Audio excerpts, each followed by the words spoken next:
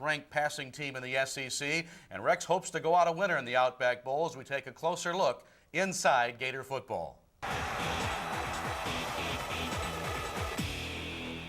He comes from a state more known for producing basketball players, but for this Hoosier, his passing fancy is playing quarterback for the Florida Gators.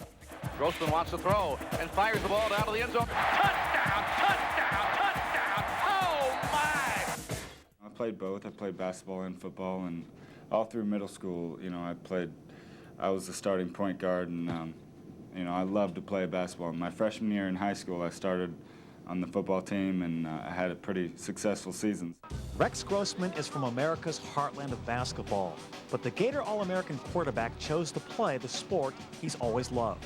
I'd been around football, and I'd loved football my whole life. It was great to actually feel, be successful in the sport I loved, and about sophomore year in high school, I realized that there was a future in it for me. Armed with talent and confidence in his game, Rex came to Florida to first win a job, which led to winning over his teammates. He's just got this mystique about him where, we're in the huddle and he's talking to us, it's like, we got to do this thing. He just has it. It's just something he's probably always had throughout his life, and that's probably why he's so good. You got some kind of quarterbacks try to muscle everything in there, and you got some quarterbacks know nothing but finesse. And Rex got the best of both worlds. If it's time for you, if he got to get you out of tight jam, he gonna muscle it in there. And if if it's a finesse pass that needs to be over a defender, he knows how to touch it over. I dreamed that this was possible, but at the same time, it was a tough situation. I tried to stay confident. Brock Berlin was here, Jesse Palmer, Chris Stevens was in the same class I was in, and I just tried every practice. I just had to hold on and try to survive. And every practice seemed like the Super Bowl, so there was a lot of pressure, and I'm just grateful that it all worked out. Now fires the deep ball down the middle of the field. He's got a receiver. His best completion just might be hooking up with the Gators 4 years ago. Turn to the corner. Touchdown. Not too many people get to experience what I experienced on Saturdays, and I'm grateful for that. And I feel like, everybody in some life, this life and the next, should be a Gator quarterback, because it's a great experience. He sure has a magic touch with more than just a pigskin. For Inside Gator Football, I'm Steve Babick. Ron, Rex has really had a fine season, throwing for over 3,000 yards this year. Rex, he really has. And Mick, and I tell you, he's I've said it so many times, he's a winner, he's a competitor, he's played hurt, he's tough. All he cares about is winning, and he's done a great job leading his football team. We'll take a closer look at the Michigan Wolverines when our bowl preview continues in just a moment. I think Florida's the best state to play football in. It rarely, very rarely ever gets super cold where you can't play in. I'd rather play in, 40-degree weather than, playing some kind of teen-digit weather with snow. So, I know those guys are kind of happy about getting out that snow too. And, we are in our home state, and we're going to go out there trying to defend our territory. You are watching the Florida Gators 2002 Bowl Preview, presented by Toyota. 2002 Bowl Preview, presented by Toyota. Now, let's go back to your host, Mick Hubert. Welcome back to the Gators Outback Bowl preview special. Florida against Michigan in Tampa. Michigan, a team this year which went 9-3, losing only to Iowa, and by 2 points to Notre Dame, and by 5 points in Columbus to Ohio State. Let's take a closer look now at the Michigan Wolverines. The Michigan Wolverines preview is brought to you by your local Toyota dealers. The thrill of Toyotathon is back. See your local Toyota dealer today, or visit buyatoyota.com. The Wolverines felt like they gave Washington the win a year ago with mistakes on special teams. While this year it was Michigan overcoming a brutal day kicking field goals and getting the win, 31-29 on a 44-yarder from Philip Brabs on the game's final play. The make by Brabs was Michigan's first in 4 field goal attempts. The Wolverines didn't have a run of over 30 yards during the entire previous season, and Chris Perry took care of that on the second play from scrimmage. The next week, Michigan blasted Western Michigan, and it was down to South Bend and Notre Dame. Michigan's only first-half touchdown came from sophomore All-Big Ten cornerback Marlon Jackson. Michigan moved the ball with relative ease, but 3 lost fumbles and a missed chip shot field goal contributed to a 25-17 fourth-quarter deficit. On 3rd and goal, Navarre found tight end Benny Japru for a touchdown and pulled within a 2-point conversion of tying the game, but the attempt was no good. And on the game's final drive, the Wolverines dropped catchable passes that would have set up a game-winning field goal attempt. Michigan slipped past Utah 10-7 and got 4 TD passes from Navarre in a 45-28 win over defending conference champion Illinois. Next up was Penn State. Tied at 7 at the half, Penn State took a 13-7 lead early in the 3rd quarter. Michigan took that lead right back on a 12-play, 80-yard drive, capped by Braylon Edwards' TD catch. Penn State came right back and went up 21-14, but with 3 minutes to go, Navarre found his 3rd option and drilled this tying pass to Braylon Edwards to force overtime. After Michigan held Penn State to a field goal, the Wolverines had it 3rd and 1, knocking on the door. Touchdown! After a 23-21 win at Purdue a week later, Michigan squared off against Iowa. Iowa held Michigan to 171 yards total offense, 12 first downs, and 22 yards rushing on 20 carries. The 34-10 Hawkeye win was the worst Michigan loss in the Big House since 1967. It was an angry Michigan team taking on Michigan State a week later, angry about a week earlier and angry about a year earlier when the Spartans got a win on a play that Michigan thought came after the game should have been over. No one play would decide this game. The Wolverines' 49-3 victory was the most emphatic win in the series since 1947. Against Minnesota, the Wolverines broke open a close game with a block punt by redshirt freshman D lineman Pierre Woods and a 59-yard touchdown run from Askew as Michigan rolled 41-24. The final home game of the season for Michigan brought the Wisconsin Badgers to Ann Arbor. The Wolverines capped the game's opening drive with this 27-yard touchdown run from Askew. Michigan won 21-14. The Ohio State game in the season finale was as frustrating a game as the Wolverines had played in a long time. Michigan shoved the Buckeyes all over the field, converting 9 of 12 first-half third-down conversions, but the Michigan offense repeatedly came up empty in the red zone. Michigan led 9-7 at the half. Ohio State only forayed twice deep into Michigan territory, but got 2 TDs out of it and led 14-9. With 3.5 to go, John Navarre moved the Wolverines down the field and into Buckeye territory, only to have the Buckeyes' Will Smith make this play to give the ball back to Ohio State. With a minute left, Michigan got another chance. Navarre twice converted 4th downs, and with the clock reading 1 second, went for the win. Will Allen's pick ended Michigan's upset bid and capped a 9-3 regular season. Navarre and Grossman are dissimilar in style, but similar in output. Michigan's cover corners amongst the best in the Big Ten and will get a real test against the SEC's top passing game. Michigan led the Big Ten in sacks with 38. Gator senior defensive lineman Tron Lefaver was a versatile and valuable member of the Gator defense this year as we take a closer look inside Gator football.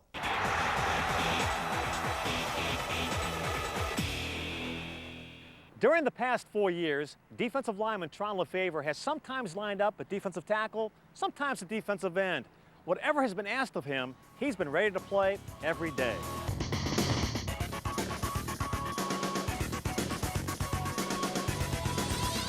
Senior Tron Lefaver has demonstrated the ability to not only adapt to different positions, but to understand the role he plays. Yeah, it's definitely a position that really humbles you because sometimes you don't get the credit. So you definitely have to make sure that you don't become or you don't lose focus. You definitely have to make sure that you do your job. And if your job is to keep the linemen off the linebackers, you do that to the best of your ability. Tron came to Florida having played linebacker in high school, but quickly grew into a defensive lineman. At 6'2" and 285, he has enough size, but his strength lies in his feet. I think his quickness is one of the things that's going to help him as a football player and help us. He's a young man who's always got a smile on his face. At the same time, he's got an aggressiveness about him that makes him a good defensive lineman. And that quickness helps him get to the quarterback, and like all defensive linemen, it is the sack that makes the day. It feels good. And then when you kind of miss them sometimes, you be like, oh, man, because at defensive tackle, you don't really get that many opportunities to get there. So every time you get there, you got to make sure that you make something happen. But perhaps Tron's bigged highlight didn't occur on sacking the quarterback, but getting a rare interception by a lineman. I was rushing the pass. I seen him throw the ball, and I just reached up and grabbed it. And I was so excited. I was so shocked. I just began to run, and then the quarterback tripped me up, and all the guys were kind of making fun of me. Man, you let the quarterback get you, but to have a chance to just get an interception as a defensive tackle is great in itself. So that was a real wonderful experience for me. The key to Tron's success, show up every day and try to get better. Yeah, every day. Every day it's a challenge, just going out and competing and getting better. You know, I have the ability, so I make sure that I make the most of it, every opportunity I have, going out, sometimes just staying extra, doing the little things to make sure that I'm up on my game and everything I can do in order to help the team be the best that we can be. And that is the kind of player you want on the front line. For Inside Gator Football, I'm Steve Babick.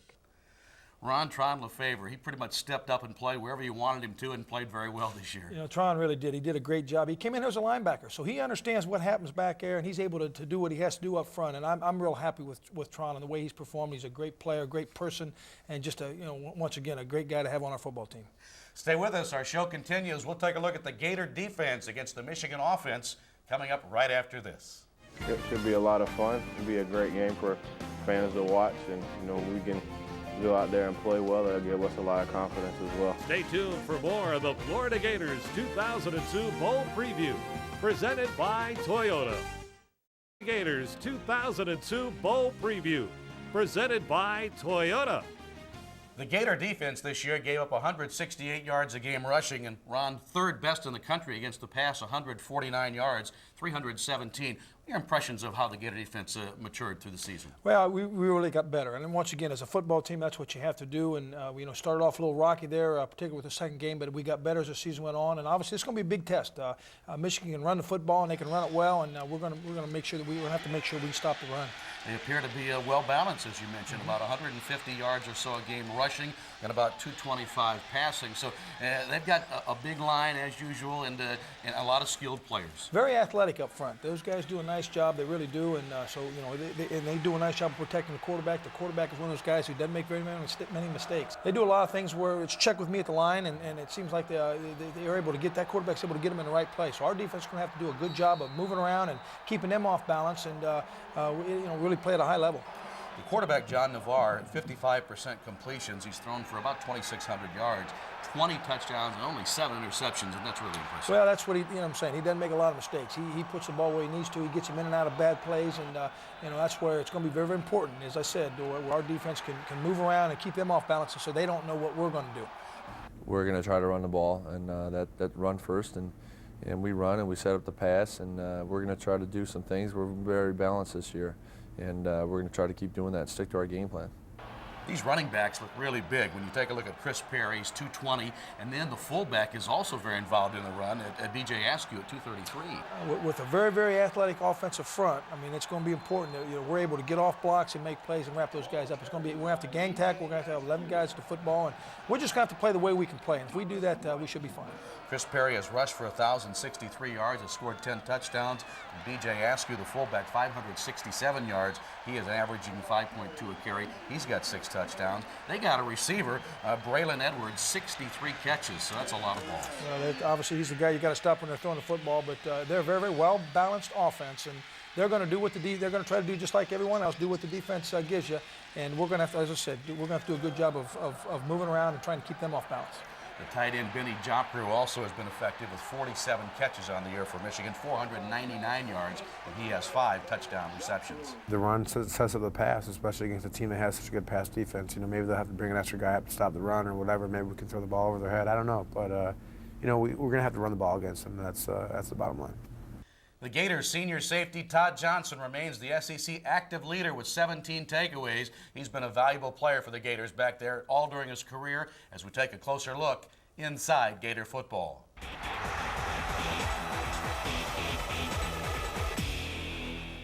When the Gator defense is on the field, the last guy between the opposition and the end zone is often safety Todd Johnson. When it comes to being in the right place at the right time, he's the right guy. He's not a risk taker, but he's a playmaker. He's the guy that doesn't say a lot, but you can tell he's on the field by the plays he makes. He can change the game around in a second, making a big play. So, Todd's real big for our defense. From coaches to players, the confidence in senior free safety Todd Johnson is unanimous. But even in good times, it is important to stay grounded. It is. It's a good feeling when you're playing well and your teammates trust in you and you're doing things right that coaches want you to do. And at the same time, you just got to realize that, and any given day and any given game, things can go just as bad. So you just got to keep everything in perspective and keep practicing and playing like you've never played a game before. But make no mistake about it, Todd has earned his way to being labeled one of the best defensive players in the SEC, and John Thompson knows what he has back there. To have a guy like that that is accountable, dependable, smart, and that can do so many things, if we want him to sit back there in center field and protect a lot of things, then he'll play that part of the defense. If we want to get him mixed up in the run or get him blitzing and let him freelance a little bit and do that, then he'll do that. So many times it's hard to find a player that can do both. Todd Johnson has made a lot of tackles and big hits, but he knows the value of getting the turnover. I think definitely getting a turnover, you know, it can really, a big hit can change the game, but a turnover gives us an opportunity to score, and that's what you're always looking for, and it really gets the momentum back in our favor. He'll leave here as one of the best to have played his position, but for Todd Johnson, he's just happy to have had his chance. Man, it's been a dream come true. There's so many Gator fans in Sarasota, and they really follow the Gators, and I couldn't have asked for anything more, and I'm just so thankful for every day that I get to go out here and wear this helmet and play with these guys and play for these coaches. Saturday's game was senior day, and Todd Johnson makes a fine representative for his class. For Inside Gator Football, I'm Steve Babick. Ron, I know it's tough always to say goodbye to the seniors, but for Todd Johnson, man, he's been a mainstay back there. He's a class act. He really is. And not only is he a great football player, but he's a great person. He's a great leader. And this whole senior class, it's going to be tough to say goodbye to them. We'll take a little longer look at the Gators from the start of the season through the end of the season when our bowl special continues in just a moment. Yeah, I'm looking forward to it. Michigan's a powerhouse. They got a great tradition. Growing up in the Midwest, I've always kept track of Michigan and was kind of in awe of them. So it'll be fun to play a team like that. Stay tuned for more of the Florida Gators 2002 Bowl Preview, presented by Toyota. To ESPN's presentation of Capital One Bowl Week. The celebration of Bowl Week is boundless. From the beach to the bay. From the heart of Texas to the Sunshine State, the pageantry is unrivaled. The nation comes alive for Bowl Week. Today, Capital One Bowl Week culminates from the land of the Buccaneers, Tampa, Florida, where we begin 2003 with the first meeting ever between two of college football's most storied, successful, and tradition-rich programs. Two powers recognized by their bites, their colors, their growl, and their glory.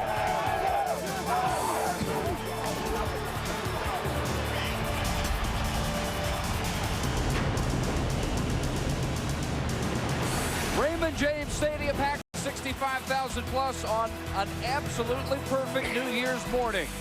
The Outback Bowl 2003 matching Florida and Michigan. Coming up. Playing this month on Dish on Demand pay-per-view. Bowl Week, where history is made and legends live on.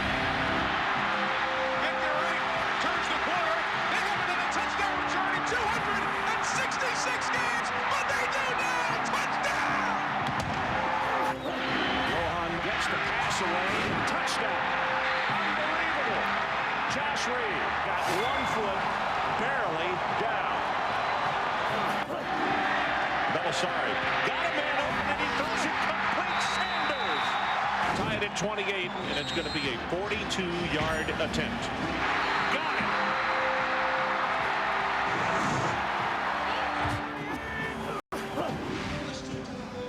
The last two Outbacks have been classics. This new year begins with a matchup of record-setting quarterbacks. Michigan's John Navarre ready to go head-to-head against Rex Grossman, possibly in his final game in charge of the Gator offense today.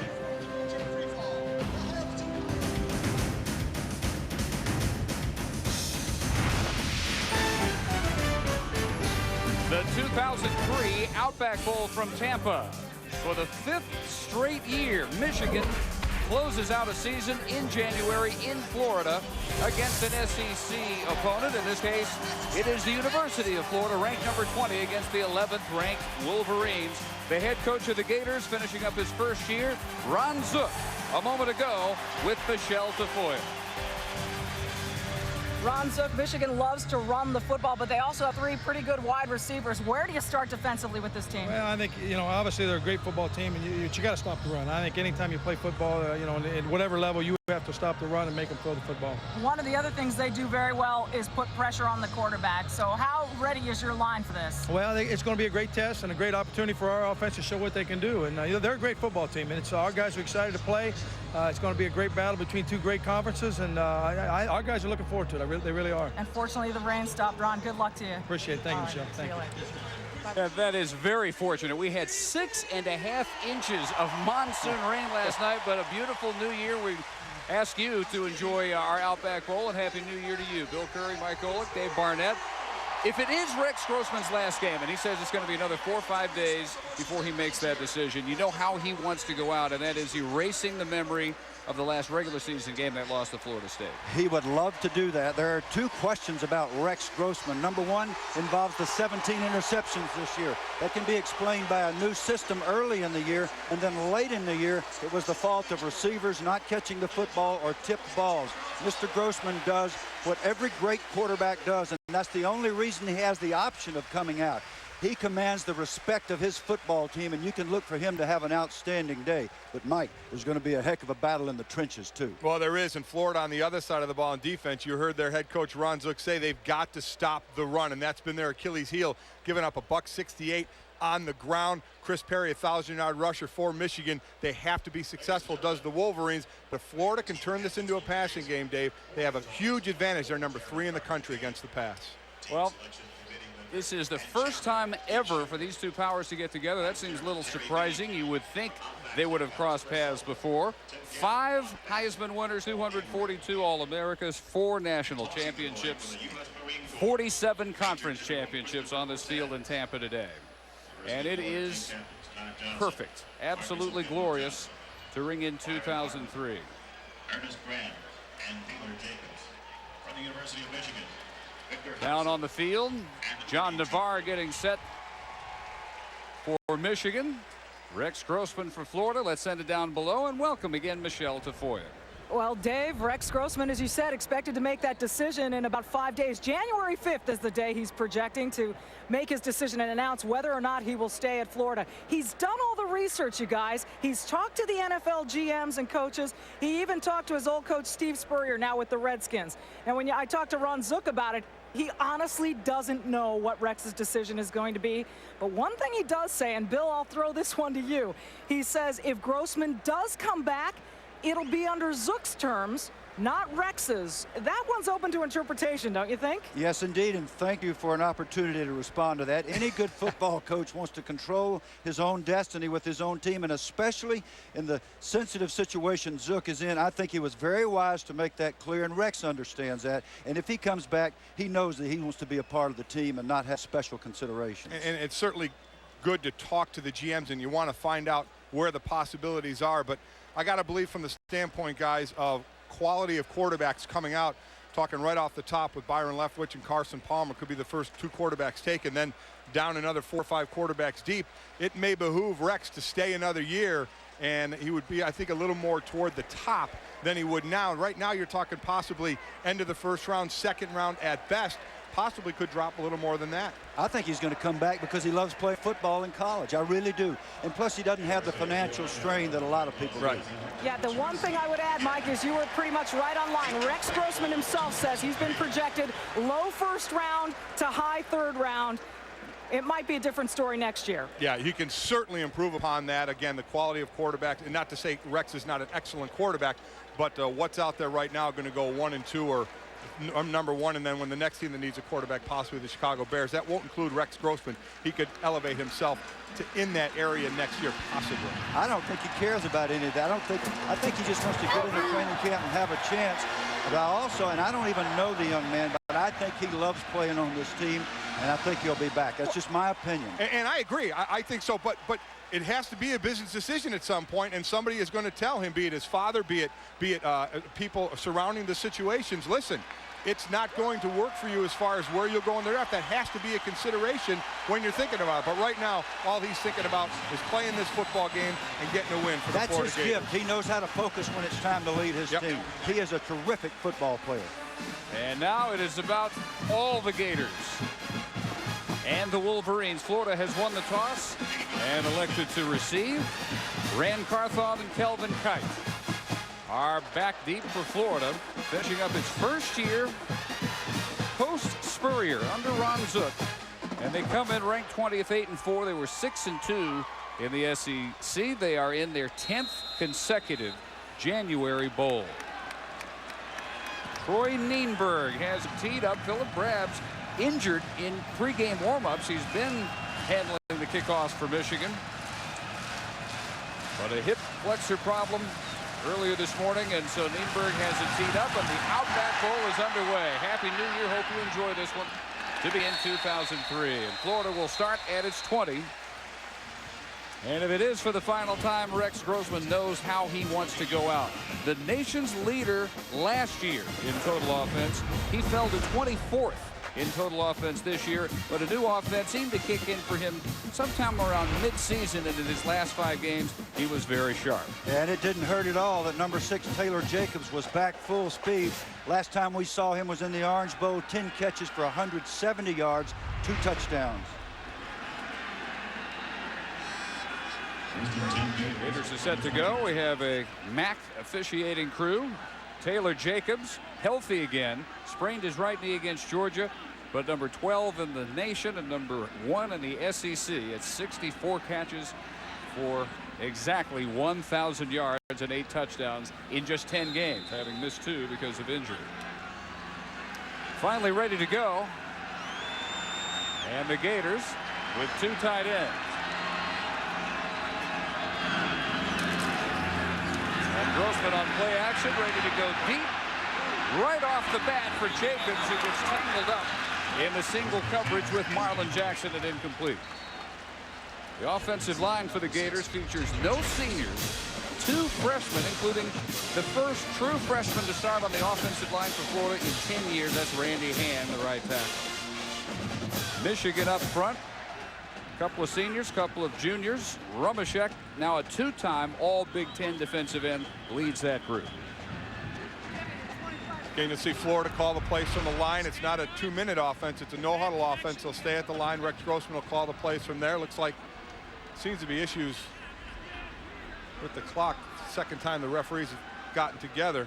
Let me just tell you, it's right at 11 o'clock Eastern this game. Every football game should start at this time. I wish all the games I ever played. No, 8 love o'clock, this. 8 o'clock, 8 a.m. Eastern. I'm with you there. there. You get up out of bed, and you come play. out, you stretch your hamstrings, and you line up and you start smashing. That'd be wonderful. Well, they seem to have the play clock fixed now. Michigan linebacking core. Now keep an eye on Victor Hobson. They have said he is the linchpin to that defense. You'll see him move all over the place. Linebacker, he'll rush on passing situations. He's everywhere. Secondary led by Jackson. First team all Big Ten with a Michigan record 18 passes broken up this year. 6 of those in 1 game. That was also a Michigan record. Michelle, what's the problem with the clock? It seems that the problem with the clock, Dave, is that it's still being controlled from the press box upstairs and not by the people down here who need to control it. So they're trying to get the control of the clock switched to the officials down here on the field and not from upstairs in the booth. That's what I'm told by the officials, Dave. Sounds right. Somebody grab control of the clock, please. Let's go. I'll keep it up here if they want. Just give me a little signal. Oh, I wish we could get started with the game so you'll stop talking. It's a curse of working with me, Bill. Oh, it's wonderful. We love you. Happy New Year, big man. Here we go. Yeah, big got it fixed. Finally, 2nd down and 10. 3 wides this time. And a 4-man rush. And the first carry by Ernest Graham, the senior in his final game in a Gator uniform, brings 13 yards, brought down by Jeremy Lasser. Boy, and if Florida can pull that up, and again, you think Florida team, you think pass. Well, this is a team that's almost been split down the middle, pass and run, and Charles Drake was right there to make the play. Graham just lowers his shoulder and says, son, not this early in the game, not today just yet. Nice run, bad tackle. Graham up to 978 yards. Bowl stats count for the first time this year. He can be the 6th Florida 1,000-yard rusher. They get there in a hurry. Over the middle, intended for Jacobs and broken up by Lasura. One of the keys to this football game that we should watch from the very beginning is how Florida intends to exploit the linebacker situation for Michigan. Michigan lost 4 linebackers. They've got 2 redshirt freshmen playing. Joey Sarantos and Scott McClintock are playing for the first time as starters. They'll be tested. Empty backfield. O.J. Small with a block out in front by Kelvin Kite. Another one by Jacobs. And a gain of 13 brought down by strong safety Julius Curry. We've seen 2 ways to test the young linebackers so far. The first one was to run the football right at them, and now this is Florida's patented quick screen process. Look at blocking. Look at the lane that's being created. It's beautiful, and they are excellent at it. We saw them do it 18 times against the Georgia Bulldogs. Florida led the SEC in passing, fell off to 22nd nationally. Graham a cutback and a gain of 8. Into Michigan territory for 46.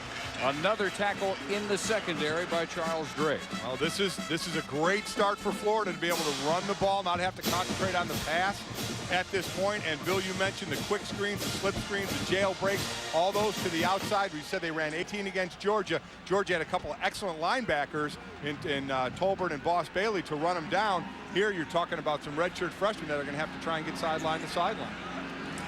Second down and 2, and out of the offset eye, play action. And incomplete. Too low, intended for Carthon. Good pass catcher out of the backfield. 17 receptions during the regular season, brings up 3rd and 2. Well, let's keep an eye. I just saw Carthon. He slipped there trying to come back to play. 2 plays before, Taylor Jacobs cut on the in route, and he slipped and fell down. That's what threw that timing off. Remember, we got a lot of rain. The field looks like it drained very well, but there is some in the middle of the field. There's some sod that was put in there, so we'll keep an eye on if we see some slippage out there. But it is miraculous what shape that is in after 6.5 inches. Of course, they can cover them, but still. An absolute deluge all night long. You'd never know it. Waking up this morning with a cloudless Florida sky above. Now 3rd and 2, Grossman. And incomplete. O.J. Small turning the wrong way, or Grossman throwing to the one spot. Either way, the Michigan defense holds. It's very significant. Those young linebackers out there, the way it feels the first time you play against a team like Florida, talking about McClintock now and Sarantos, you feel like a chicken with your head cut off. If you can just get them stopped the first time, then you got a chance to adjust to what's going on in the game. Some wide eyes that first series. They have a strange formation here for punt. Both these teams had special teams issues this year, to say the least. And Ingle Martin gets off a very short, low kick, but it bounces off Julius Curry. He leaps forward to recover it. And from the 17-yard line, John Navarre and Michigan ready to go to work. Navarre, junior from Cudahy, Wisconsin, who comes in needing just 143 yards for a new Michigan single-season record. Perry, a 1,025-yard rusher, just a junior. Edwards, 75 yards to 1,000. Joffre, the second leading pass-catching tight end in the country with 47, a major weapon from that spot, as the Wolverines snap it for the first time.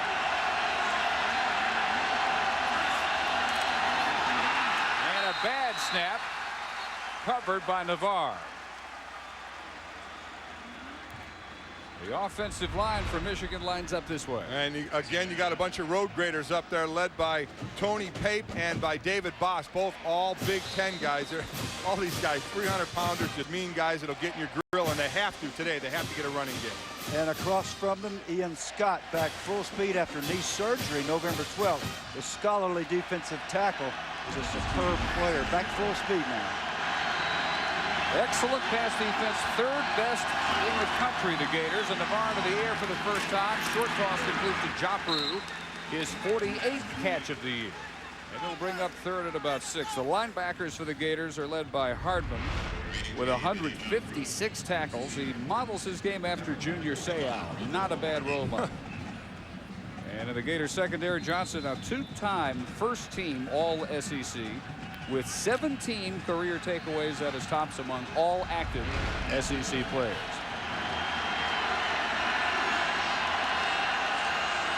Third and 4 for the Wolverines.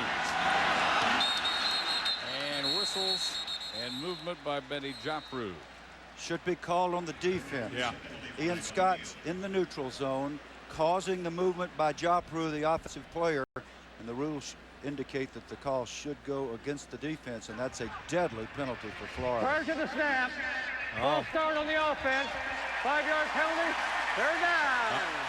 This way, please. Nick Define refereeing. Yeah. I knew where you were going, Bill, because now, if that defensive player is in the neutral zone and then the offensive player moves, it's on the defense now. I thought the same thing as you. Edwards, 63 catches, just a sophomore. Jopru and Bellamy can also get to 50 catches. Michigan has never had a trio of 50-catch receivers. Good chance they'll get it today. So third and 9, Navarre. And has to settle short for Bellamy. A very short game just across the 20. Now that is absolutely the situation Michigan does not want to be in again. Florida number 3 in the country against the pass. This is a defense that has all kind of movement, and they absolutely fly to the ball, led by that man there, defensive coordinator John Thompson, who, by the way, is going to be the head coach at East Carolina next year. This is his last game here. He loves this secondary. Yep. He thinks they're terrific. Adam Finley punted pretty well. Second in the Big Ten, better than 42 yards per kick. And a good nose-up spiral this time. Kewan Ratliff with a marker down. Out of bounds at midfield. 43 on the punt, and Ratliff brings it back 14. I think you're going to get a block in the back. Well, while we're waiting for the call here, a significant difference in this game. Net punting for Michigan, 36 and change. For Florida, only 30 yards and change, and that's 0.6 of a first down every time they exchange punts, assuming that their net punt remains consistent with what they did during the season. That's hidden yardage. 10-yard penalty, first down. Good camera work there. You saw the hit in the back, and I love how the players throw their hand out. I didn't do it. Wasn't me. Yeah, that always indicates you're always just proclaiming your guilt. So an exchange of punts. We'll come back to Tampa. Early in the first quarter, scoreless, Florida and Michigan in the Outback Bowl. Just underway, 0-0, Florida and Michigan. And you can call this Gainesville South a very strong, as you would expect, Gator flavor to Raymond James Stadium. They take it for the second time from the 27-yard line and go end around to Ratliff to the short side of the field, and bottled up pretty well that time by the Michigan defense. Let's send it to Reese Davis in the studio. Dave, Happy New Year. Bill Parcells came about this close to coaching in that arena where you guys are this afternoon, but he does have a new home. Parcells will become the head coach of the Cowboys. Parcells informed ESPN of that today. He will be introduced at a press conference in Dallas on Thursday. Other sources say the deal, 4 years, $17.1 million. Happy New Year, Bill.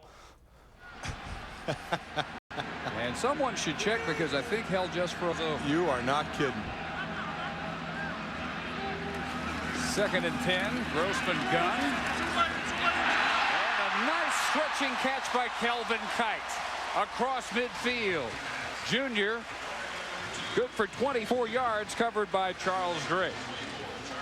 If you ever wonder what separates good quarterbacks from great ones, here it is. It's a 2-deep coverage with man under by the corner with a safety coming over. And can you make that throw and drill it in between them? Yes, indeed, if you're Rex Grossman. And that is exactly the type of defense you get now in the NFL, as that man has done pretty well in the NFL, I'd say. If he comes back, we officially will have a new coach. One of the worst kept secrets in the country the last couple of weeks. Through the hands of Jacobs.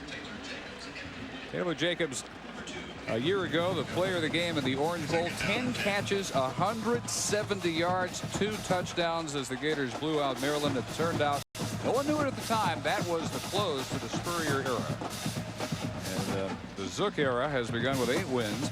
Jacobs missing 2 games because of the sprained right knee. Really 3. I mean, he got hurt in the first series of the Georgia game and then missed the 2 after that. Still managed to lead the SEC in both yards and catches. Grossman steps up and throws it away. Good coverage by the Wolverines secondary to bring up a 3rd and 10. And good pressure by Larry Stevens, number 13 for Michigan. Michigan led the Big Ten in sacks with 38, so there will be pressure. Grossman knows that. One reason he's throwing rhythm passes now. 3-step drops, slip screens. This is a 5-step drop. He knows better than to stand back there in one place for very long. Carthon is checked in alongside Graham in the backfield on 3rd and 10. And again, Grossman feeling heat, steps up, fires a stroke. First down, Kelvin Kite to the 34. Marcus Curry hangs on for dear life, a gain of 15. Absolutely wide open here. The play took a while to develop. Kite just a little in and out. Well, there again, there's another slip. Curry goes down. I talked about a couple of guys falling earlier. Curry falls down there. But you know why he fell? Well, he fell because he didn't have the weight over the balls of his feet. And Kite did. Kite started to stutter step and did. Why didn't Kite fall? Whoop. Little cut, but nowhere to cut to for Graham. As LeSueur reads it, darts in, and nails him for a loss of 4. That was a well-timed corner blitz. LeSueur is a corner, and you get those little guys in the backfield. They love to hit those big backs before they can get on track. Jim Herman, the extremely bright defensive coordinator for Michigan, times those things just right.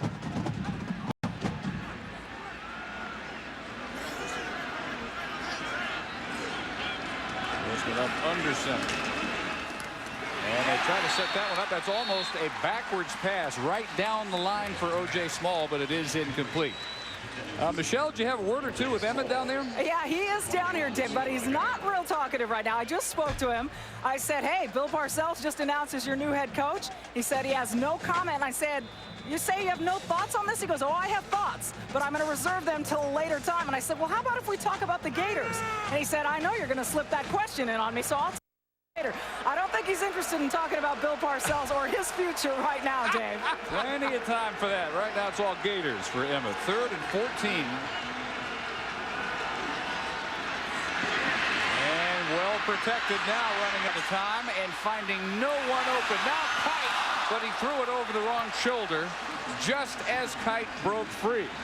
Well, he absolutely had him. He had Kite. Kite broke away as the quarterback rolled to him. Receivers will either come to you or take off down the field, and that's exactly what Kite did. This is a very clever defensive design. They're lined up as if in a 2-deep with the corners up. After the snap, both corners turn and bail. Look at them. Their back is turned, running away from the quarterback, not what Grossman expected, and caused him to throw the ball away.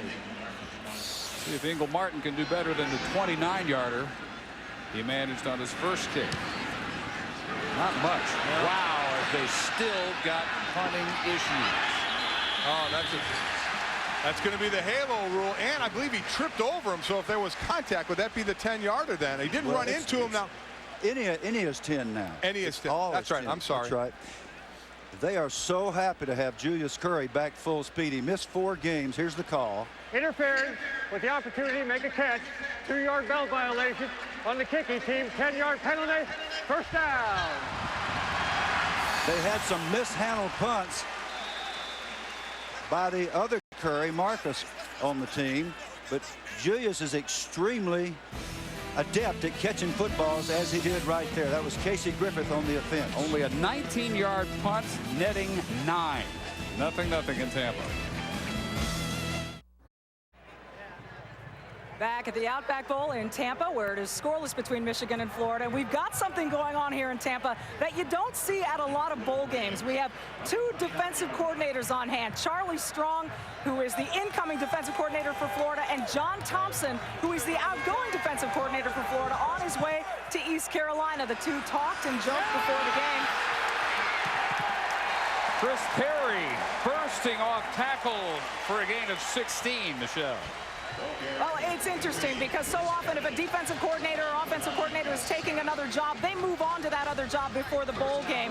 Take a look at where John Thompson has been over the last 6 years or so. He has moved from Southern Miss to Memphis with stops at LSU and Arkansas. The stop at LSU, very brief, and then here to Florida, and now on his way to ECU. But he is the 12th coordinator or assistant of any kind from Florida to move directly to a head coaching spot, Dave. Bob Stoops made that move rather successfully. I think Bob Pruitt's done rather well at Marshall. Bunch of them. John's a wonderful young football coach, used to coach on our staff at Alabama. He's the kind of man you'd send your son to, and you would do the same for Charlie Strong, who's coming in here to be the defensive coordinator from South Carolina. And he says, John says, we're from the cradle of coaches, Central Arkansas University. That's what everybody thinks. Yeah. On 2nd and 7, Navarre. Little screen pass out to B.J. Askew. Wrapped up immediately by Mike Mateel, the strong side backer. One of the reasons Charlie Strong, who, by the way, this is his 4th time back here at Florida, now coming as a defensive coordinator, taking over for John Thompson. They run similar defenses, and I love how you describe his defense, Bill, like the Minnebucket defense. You'll see guys on defense moving all over the place a lot of times. Charlie Strong will come in here and basically keep the same system, but head coach Ron Zook knows Charlie Strong may not be here long. He will be a head coach in college football in very near future as well. I certainly hope so. He deserves it. Yes, he does.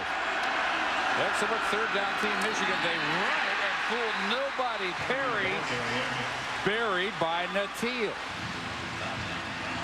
What's happening now with that Florida defensive line is they're getting some pretty good pressure hitting the gaps, so the holes aren't there, and then a very fast linebacking crew for Florida filling the spots.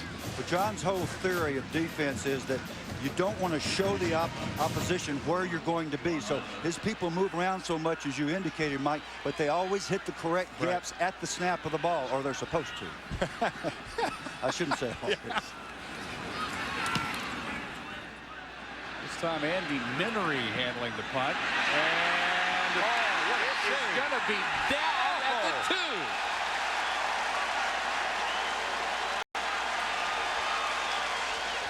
46 yards of perfection.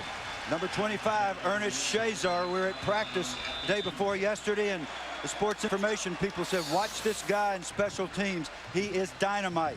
That's great presence. That's not just hustle. That's knowing where the goal line is. And in college football, if you stop the ball before it crosses that imaginary line, then it goes dead where you touch it. So Rex Grossman of the Gators backed up to their own 2, maybe in his last game of the Gator uniform.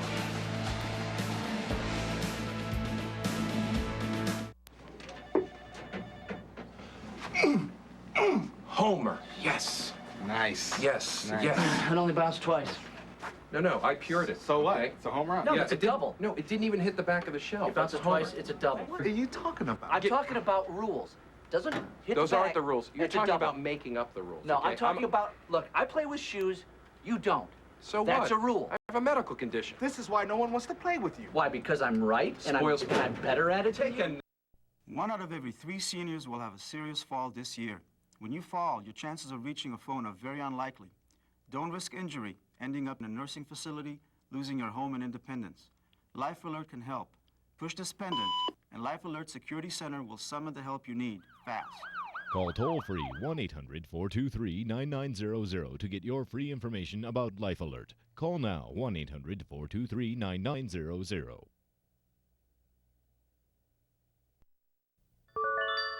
Get this Craftmatic Model 3 adjustable bed free. Just pick up your phone and call toll-free. We'll mail you this free information pack with details on the adjustable beds that cost up to 56% less than all these quality flat beds. Plus, we'll enter you in our free Win-A-Bed sweepstakes. To win this marvelous bed in the size of your choice free, call toll-free. There's absolutely no obligation. Call 1-800-585-5599 for your free Craftmatic. ESPN's exclusive presentation of the 2003 Outback Bowl. Presented by Outback Steakhouse. No rules, just right. And in part by Chrysler. Drive equals love. And by Raymond James. Listening to you like you're the only investor in the world. Raymond James, you first. After a terrific punt by Andy Minnery, the Gators from their own 2, Grossman from his own end zone. That'll give him some breathing room, as well as a first down out to the 15 to Kelvin Kite, a gain of 12. Julius Curry on the stop. Great quarterbacks give you the luxury of throwing out of your end zone with confidence. Rex Grossman drops back here. His coaches know that he knows exactly what to do with the football. Here's a good pass rushing team, but if you throw on rhythm, it's hard to get to the guy. Kelvin Kite in there with Carlos Perez missing the Outback Bowl. Broke his right fibula against South Carolina.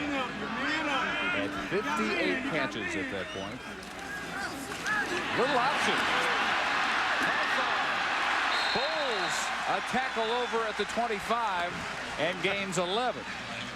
Well, Rex called that one at the line. Saw the defense shift. Ended up going option to the weak side. I'm never usually in favor of a little option, but he sees defense stacked to his right, so he goes left, knows he's going to pitch it pretty quick. He looks like he's been making that left-handed tumble pitch all his life. I'm sure he's not happy about getting drilled in the chest every time. He's been getting hit enough this year. He's tough. Yes, he is.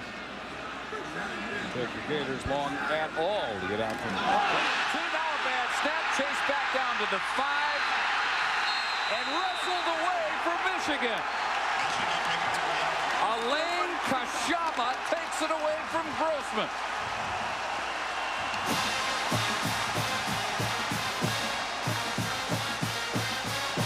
Mike DeGore, number 68, the offensive center, a redshirt freshman, has been so adept at the shotgun snap this year that they actually move it around.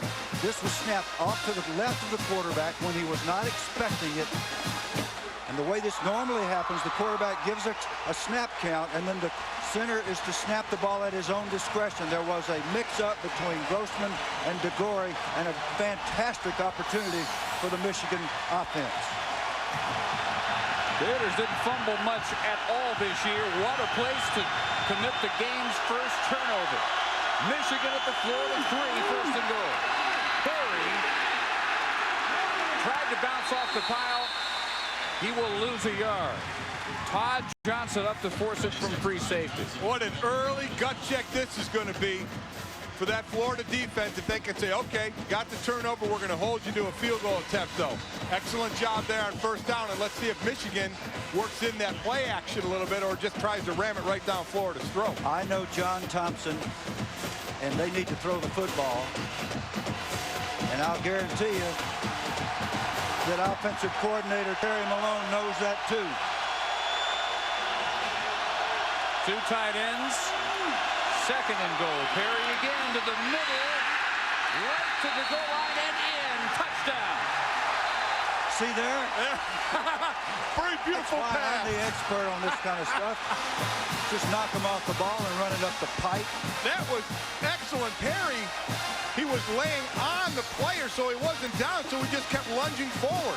Well, look, you go through here, he never hits these lunges. He's laying on the players. He's not down. He just lunges the rest of the way into the end zone. That's right. That's right, John. Your guys got their pads up and they got knocked off the ball. Adam Finley adds the extra point, 7-0 Michigan. Chris Perry's 11th touchdown. Junior from Advance, North Carolina, advanced straight between the tackles as Michigan cashes in a horrendously placed turnover by the Florida offense, and it's 7-0 in the Outback Bowl.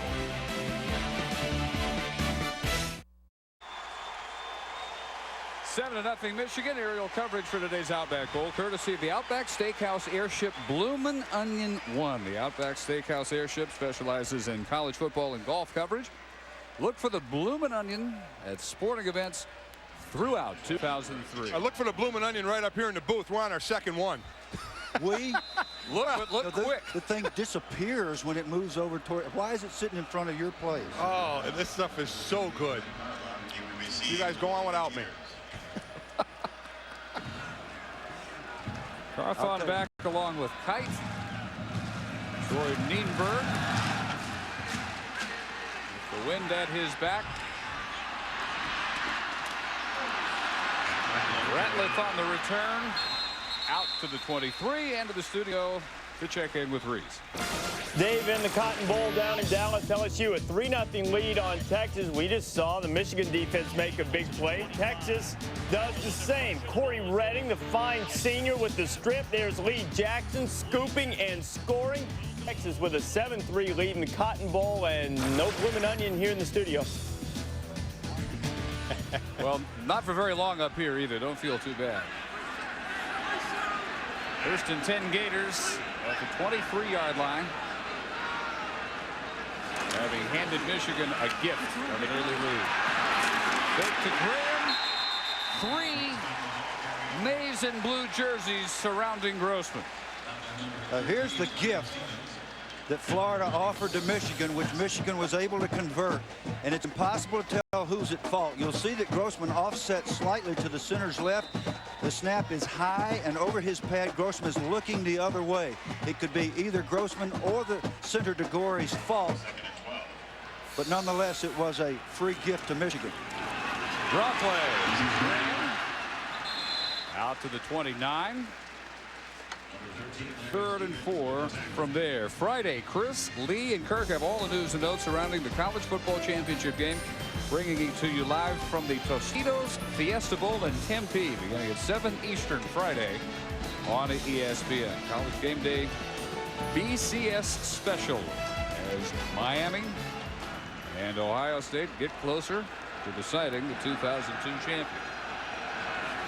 4 wides, quarterback draw.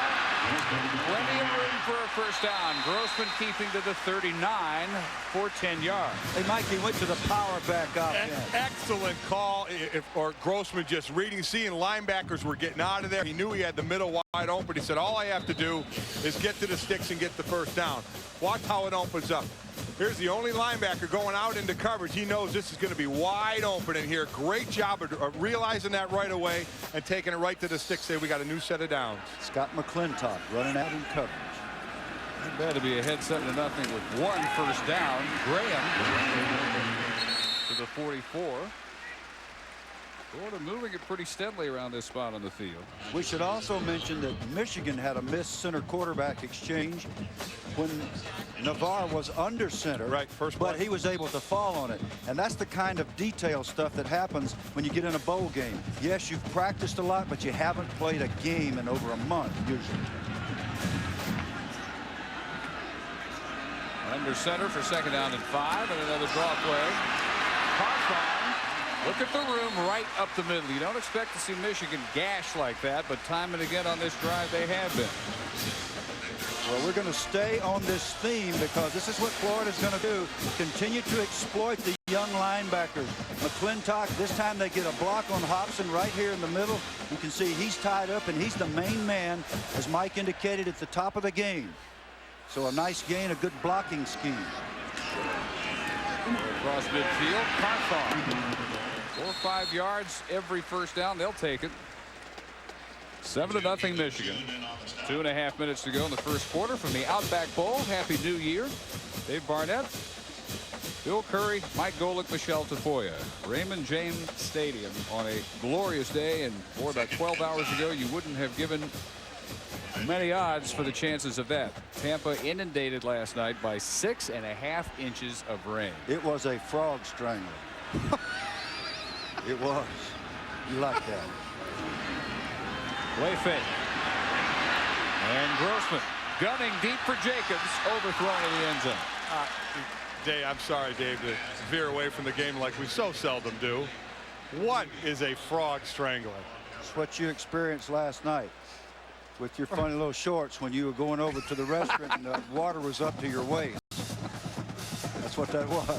For once, those high water pants came in handy. That's right. Dave calls it a monsoon because he's sophisticated. You call it a frog strangler. I just like to call it a heavy rainstorm. Well, it's gone now. That's yes, it's beautiful. The important thing. 3rd and 5. Final 2 minutes, first quarter. Grossman had the pattern jump that time and almost picked by Marcus Curry. I tell you what, when Michigan, Bill, has been in man coverage, they have been excellent. When they've been in zone coverage, that's when Grossman has been successful. Michigan really staying tight with the good coverage in man. Yeah, Grossman dodged the bullet right there because he made a very significant mistake. Curry was right in the hip pocket of his receiver. He was expecting Curry to bail out the way they did when we showed him the quarters coverage a few plays ago. Ingle Martin's had punts of 29 and 19 yards. And another fairly weak effort, but he'll get a nice friendly roll inside the 5. 40 yards. And it turns out to be well placed by the Gators' backup quarterback and redshirt freshman punter. A significant aspect of this game has been the defensive timing of Jim Herman, the coordinator for Michigan. He's managed to, yes, Grossman makes plays, takes him down the field, but then he'll get a changeup that catches him a little off guard and gets a drive stop. They've been able to do that repeatedly. And that's the reason they're ahead. First time these two have ever met. Michigan at its 4th Outback, beating Alabama in '88. Sorry, Bill. NC State '94, lost to Alabama in '97. And guy getting maybe a yard is Perry. Let's send it down below to Michelle. Well, Dave, remember coming into this game, Lloyd Carr said what may sound to some people very obvious. We have to score touchdowns, not kick field goals. That's where time of possession can be overrated. They doubled up Ohio State nearly in first downs and time of possession in that game, but only kicked field goals and lost the game. So in this game, he said, we've got to get into the end zone. Now, that first touchdown, as you said, was a gift. I don't think that was quite part of Michigan's game plan, but they'll take it. They have only lost back-to-back games under Lloyd Carr in his 8 years 4 times. When problems pop up, he knows how to nip them. And Adam Stenovich appeared to rise up out of his stance early.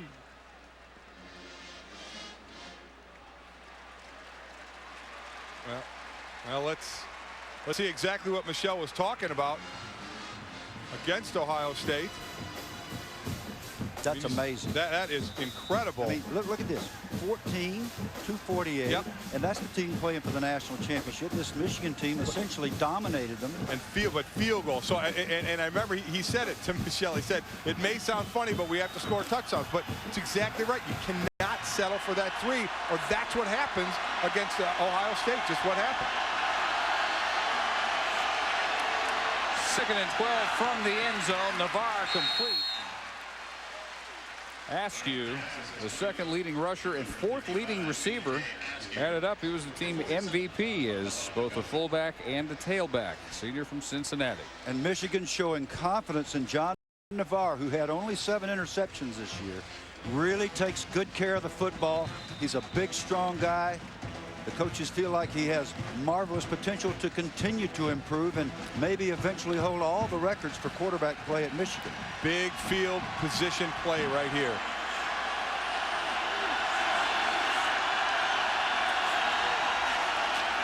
Again from the end zone. Incomplete.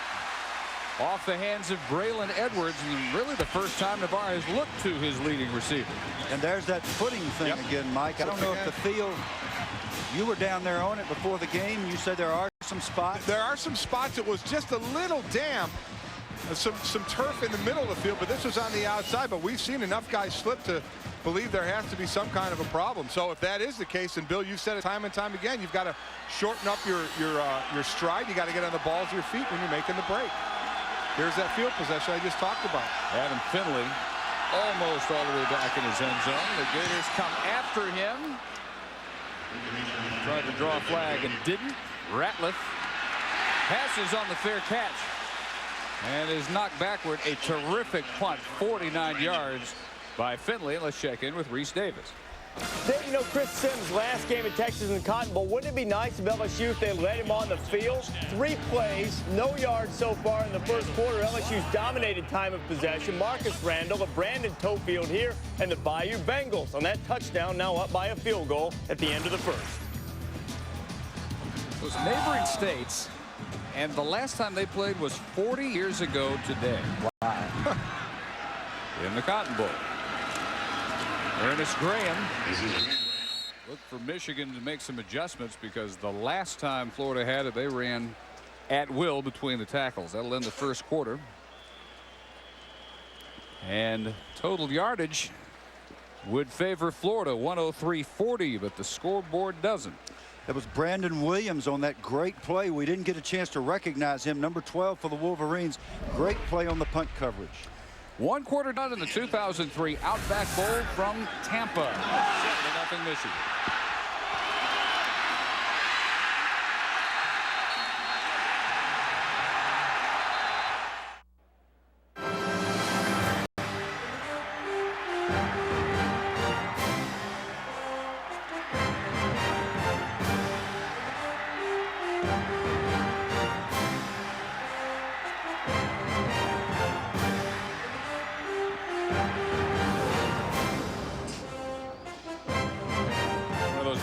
Names when you're talking about college football.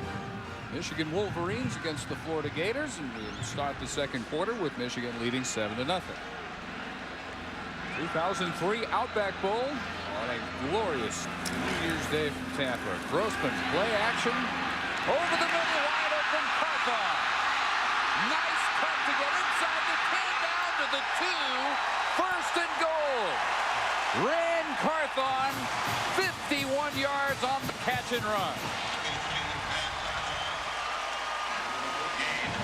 You can fool him once or twice, but you're not going to fool him all the time. Michigan rotating into a 3-deep zone coverage here. Again, they get good pressure, but the heady quarterback moves up in the pocket, and here's Carthon behind these linebackers in the 3-deep zone. A perfect throw and a nice run. 3 tight end look. Graham picks his way to the left side and wins the foot race. Touchdown, Florida.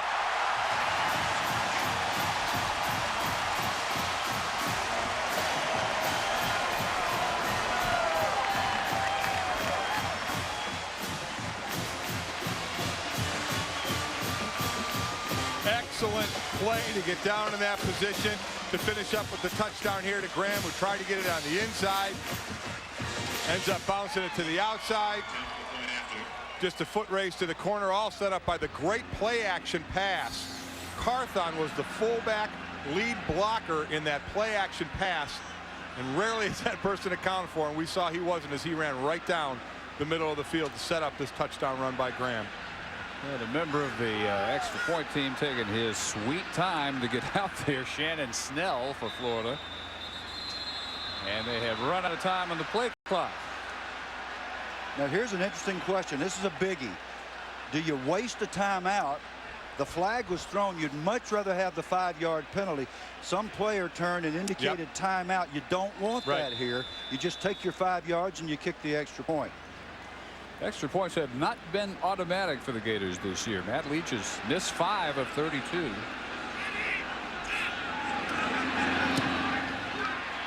No problem on this one to tie it at 7. It did look like there was a player signaling for timeout. It was Rand Carthon.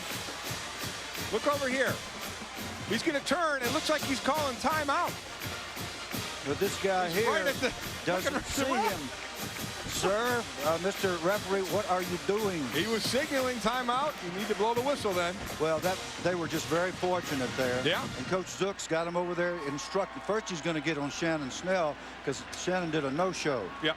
On a special team. And again, you work all through Christmas and all through finals in bowl preparation, but you're not used to playing games, so you make some fundamental mistakes. The team that makes the least, needless to say, is probably going to win this game. Well, it's been 2 big plays. One a mistake by Florida on the shotgun snap, and the other a fantastic play action pass down the middle of the field on the plus side for Florida and give us a tie ball game. Other than that, it's, you know, punting back and forth.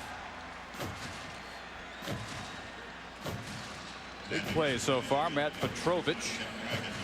Punting back and forth. Excuse me, Dave. Also, the amazing consumption of this blooming onion up here. It's as if it were just disappearing into thin air. Well, in a manner of speaking, that's exactly what it's doing. Let me tell you what, it's not going into thin air. No pun intended.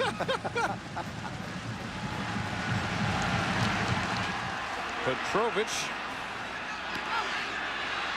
angling this one down to Vasseur.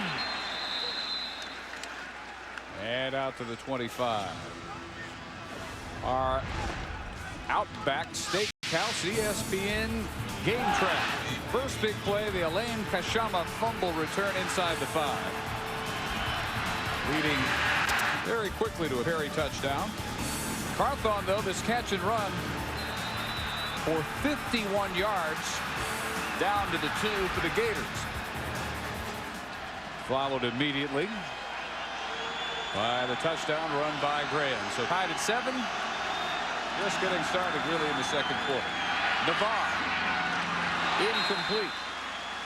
Twice now he's looked at Braylon Edwards with 63 catches, far and away the leading receiver for the Wolverines, and they haven't hooked up yet. And behind him, Kejuan Ratliff in coverage slipped on his break. I'm telling you guys, there's going to be a big play today because somebody's going to slip, miss an assignment, fall down, and we're going to get a big play for it. It's just a matter of when it happens. Too many guys are slipping out there, though. Navarre had to put that one on the mark. He had an open receiver. Well, total yardage in this game is about a 4-to-1 advantage for Florida. 159 to 40. But we're talking. Perry manages maybe to struggle for a yard. Now that was the best 1-yard run I've seen this year. Chris Perry is a marvelous back. He was injured for part of the year, came back off the injury. They moved B.J. Askew back and forth from fullback to tailback, but watch the effort and the ball security here. A good Michigan back knows what to do with the football, spinning, twisting, turning. So instead of taking a loss, at least he gets a yard or 2. Yet to convert a 3rd down, and they did so 47% of the time. Tops in the Big Ten during the regular season. They need 9.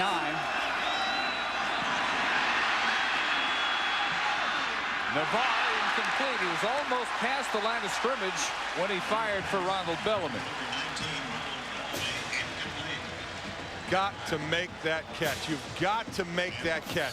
Thought he was looking for Japu, the tight end, at first, but Bellamy ends up in great position, hits him right in the hand. You've got to hang on to that and help your team out. As you said, Dave, 4-to-1 advantage for Florida. Someone's got to come up with a play for Michigan to keep these drives going. That's a killer.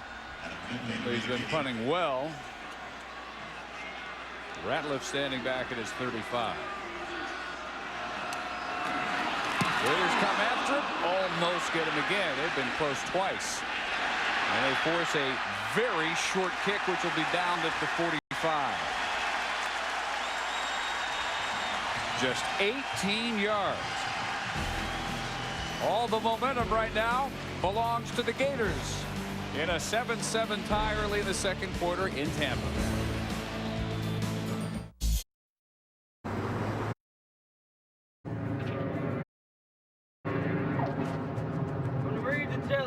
Control group 28. Big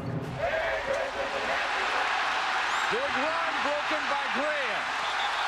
Out of bounds at the 12. 33 more yards on the latest big play for the Gator offense. And you ask, when is this team the hottest? This Florida Gator team, second quarter, they scored 148 points, almost half their total points for the year in this quarter. So this is when they make hay. Carthon, he picks his way for 5 down to the 7. Let's check in quickly with Reese Davis. Quarterback stealing showing the Cotton Bowl, but it is not Chris Sims. LSU in Texas. Marcus Randall of LSU from his own 10. Little quarterback draw. Uh-oh, somebody's lost contain. And now they've lost Marcus. 75 yards he'd go, set up a Dominic Davis touchdown. Texas still with just 17 yards of offense, guys. Well, that is not supposed to happen. Texas defense, quarterback keeper here, and down to the 1 is Grossman. Wow, and Rex turns on that 4-9 now. That's, you know what, though? You gotta love the guy. One reason his teammates admire him so is he has no fear.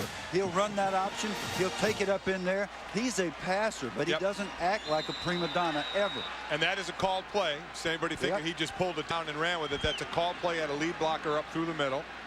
Now it's up to the big guys up front who have been doing a good job. Wow. Look at the total yardage. They are really thin. They've had a lot of injuries in the offensive line. Big play here. First and goal from the 1.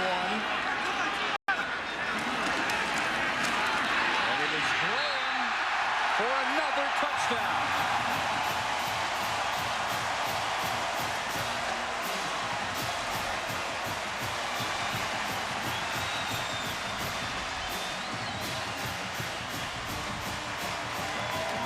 Number 32, Willie Green with the key block on Pierre Woods. Nice job, Mr. Green. Here's 32 lined up to the left of your screen. He's going to go back to the right. Boom, right there. What a heck of a shot now. Going for 2 here. They direct snap it to Carthon, and Michigan reacts and turns him away at the 1. Well, every so often, maybe every couple of years, you'll see that out of that odd line, and they direct snap right to Carthon, but Michigan makes the play and keeps it 13-7. Well, they messed me up. I was drawing my play. Yeah, and they ran the thing too soon. No consideration. This is called a muddle huddle, and you practice these things every week. You almost never use them, and they're supposed to only be called when you've got them guaranteed to walk in. Not so here. So for all their statistical dominance, Gators have only a 6-point lead to show for it. It's my mother's recipe. Oh, candles.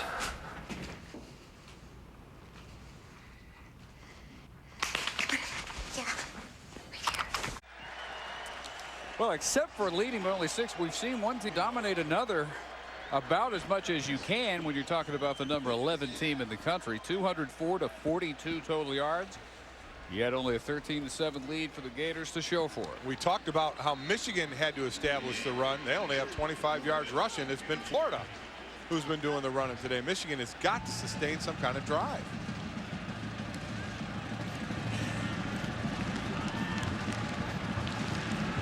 Petrovich really laid in this one all the way through the end zone. Let's send it down to Michelle. All right, I am with Paul Avery, who's the president of Outback Steakhouse, someone who Mike Golick is very grateful for right now. But let me ask you this. When you saw this matchup was going to be in the Outback Bowl, Florida, Michigan, what did you think? Oh, we're over elated. It's an incredible matchup, and what a great day and what a great game it is today. We're certainly proud sponsors of the Outback Bowl for the 8th year now. But I got to tell you, we love the restaurant business. And when we have people come in our restaurants and have an enjoyable experience, for us, that's like winning a bowl game each and every day. And we know we got to work hard to keep their confidence. And I want to take an opportunity to thank all the Outbackers and wish them and everybody a real happy new year. And if it wasn't for the outstanding loyalty and the real world-class efforts of our people, all of them, we wouldn't be the organization we are today. Well, thank you for everything so much. And Dave, just a quick mention, in January they are sending 17 people to Afghanistan, Kabul and Kandahar, to feed the troops out there in Afghanistan, something they're very proud of at Outback. That is fantastic. That is great. That gives me goosebumps. Yep. I think that's about the best thing you could do. Well, Navarre started with a 7-yard dart to the tight end, Japru. Play change at the line for 2nd down and 3. Against a blitz. That one almost intercepted, read all the way by Gus Scott. And he has a right to be upset at himself, because that is an easy 6 if he hangs on. And you really don't like that to happen if you're a secondary player, because The old thing is that's why you're in the secondary. Right? New Year's night, suspended with ESPN and the NBA, 7 Eastern. Vince Carter and the Raptors against Allen Houston. And the Knicks, NBA Wednesdays on ESPN. So a 3rd and 3. Listen, Avant in motion. That one almost had the same thing happen. Intended for Bellamy. This time it's Robert Cromartie who jumps the pattern, breaks it up, can't come up with the pick, but they do come up with a quick 3 and out. It is like defensive coordinator John Thompson is in the playbook for Michigan. That's 2 plays in a row. It could have gone the other way. Gus Scott and Robert Cromartie, 2 plays, incredible how they just are reading or picking up something on that Michigan offense that's giving it away. Florida had only 7 interceptions this year. The punt partially blocked. And then taking a Michigan roll. Not even going to be the worst punt we've seen today. The Gators have gotten closer and closer each of the last 3 punts. Lester Norwood, number 21, and Gus Scott, number 9, got there at about the same time, and somebody got a piece of it.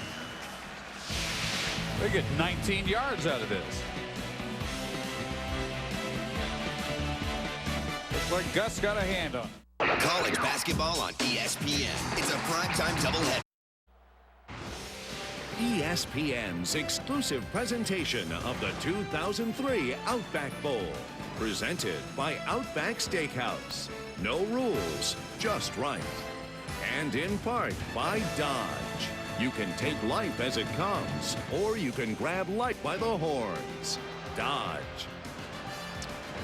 You ever come here to Raymond James Stadium, have an extra 5 minutes or so, do yourself a favor and crawl up inside that skull. That is a great vantage point. You were so cute in that skull yesterday, Dave, doing your cut in. I like how you were swinging your feet like you're on a little swing set. Found my place. Yeah, it's neat. You look mean in it. Didn't have a patch on. Florida, after getting the block punt, starts with a short run by Ernest Graham. And let's listen to a short speech from John Thompson.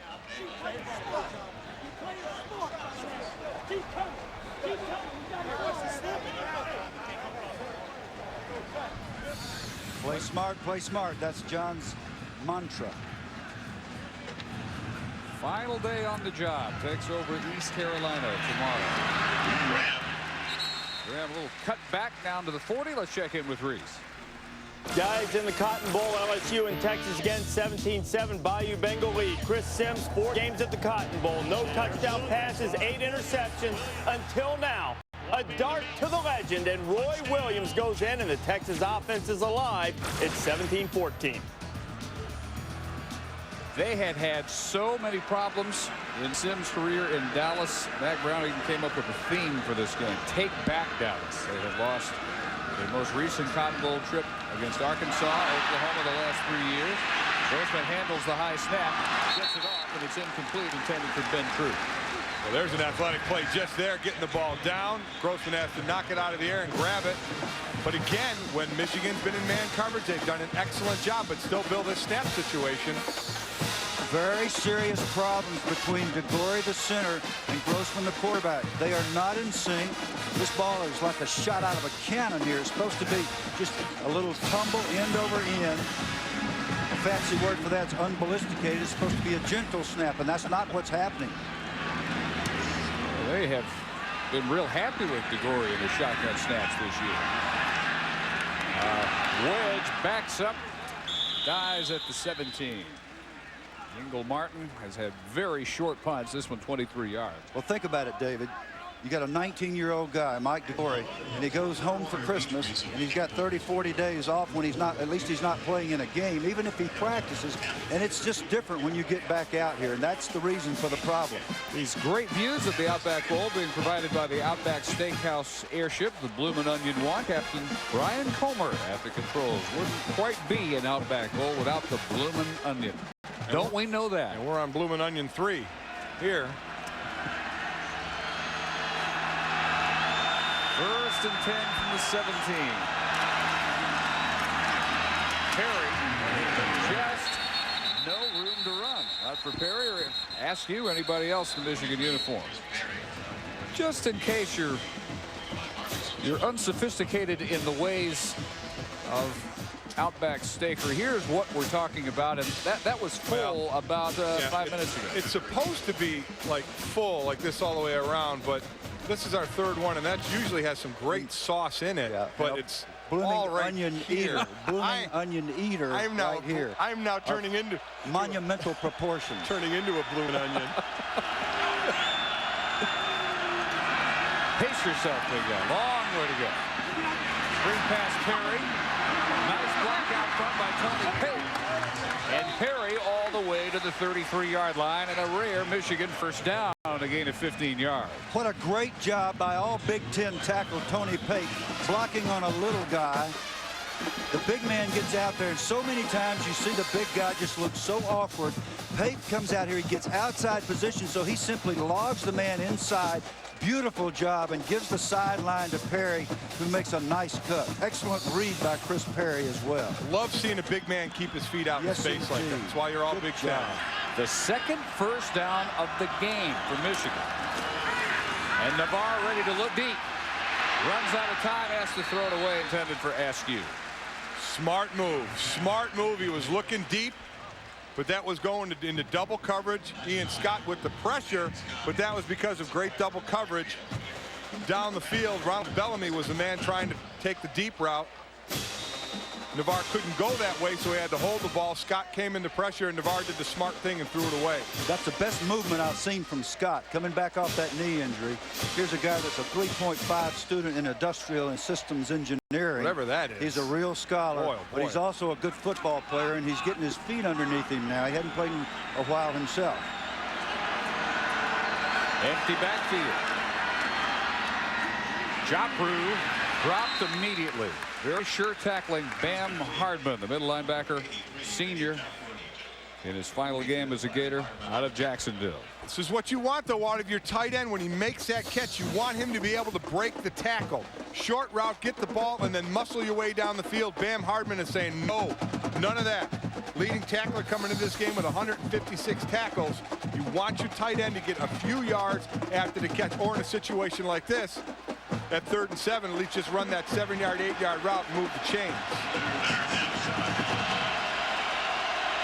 3rd down and 7, Michigan.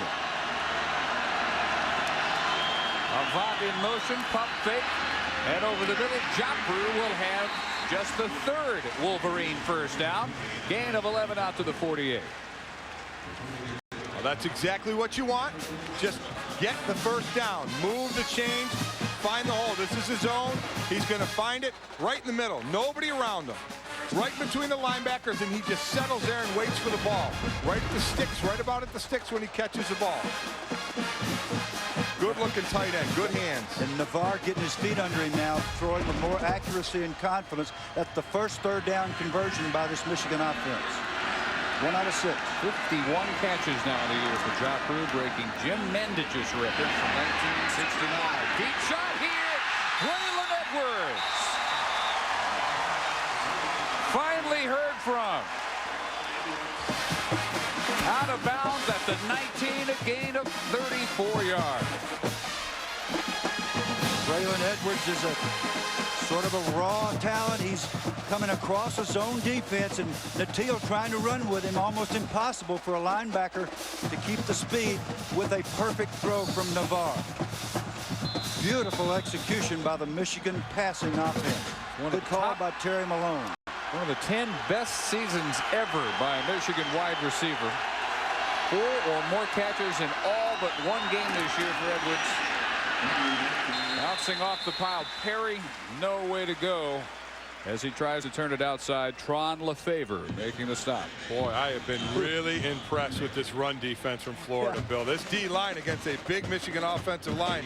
Tron Lefaver just said, He just stoned the lineman at the line of scrimmage, came off the block and made an excellent tackle.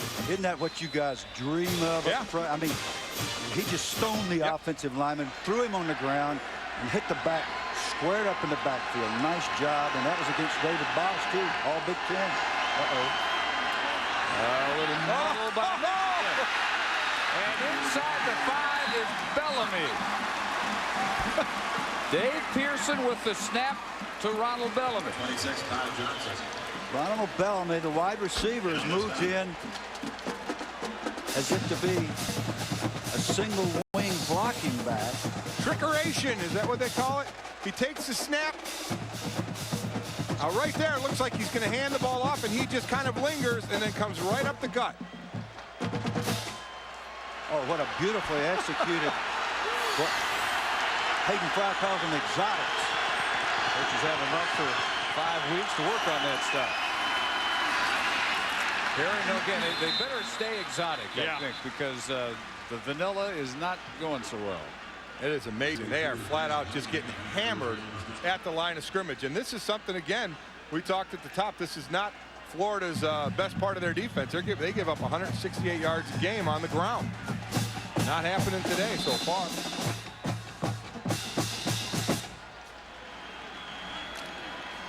Active defense. That's what John Thompson likes. Movement. Be where you're supposed to be when the ball snaps. Be active and go sting somebody.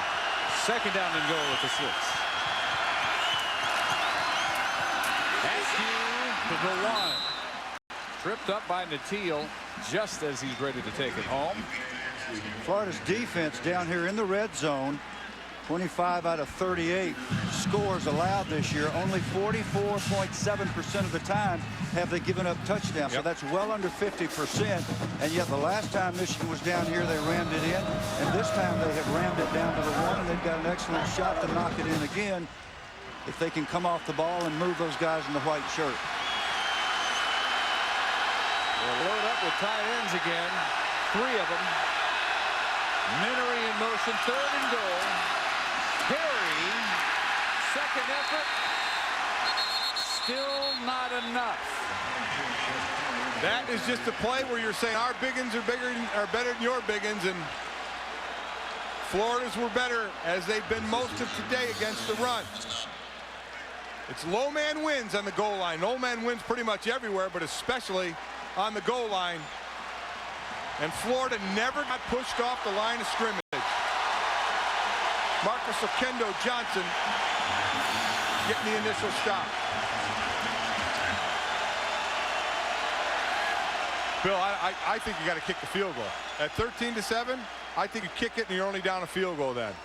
But you know what?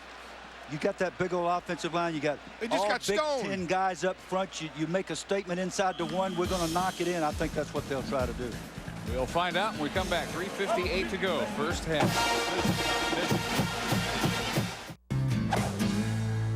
The well has run dry. Well, Michigan has taken it down to the 1-foot line and decided to go for it on 4th and goal. Almost all their offense in this half has come on this one possession. Will they be turned away empty? Perry leaping at the top of the pile and in. Touchdown.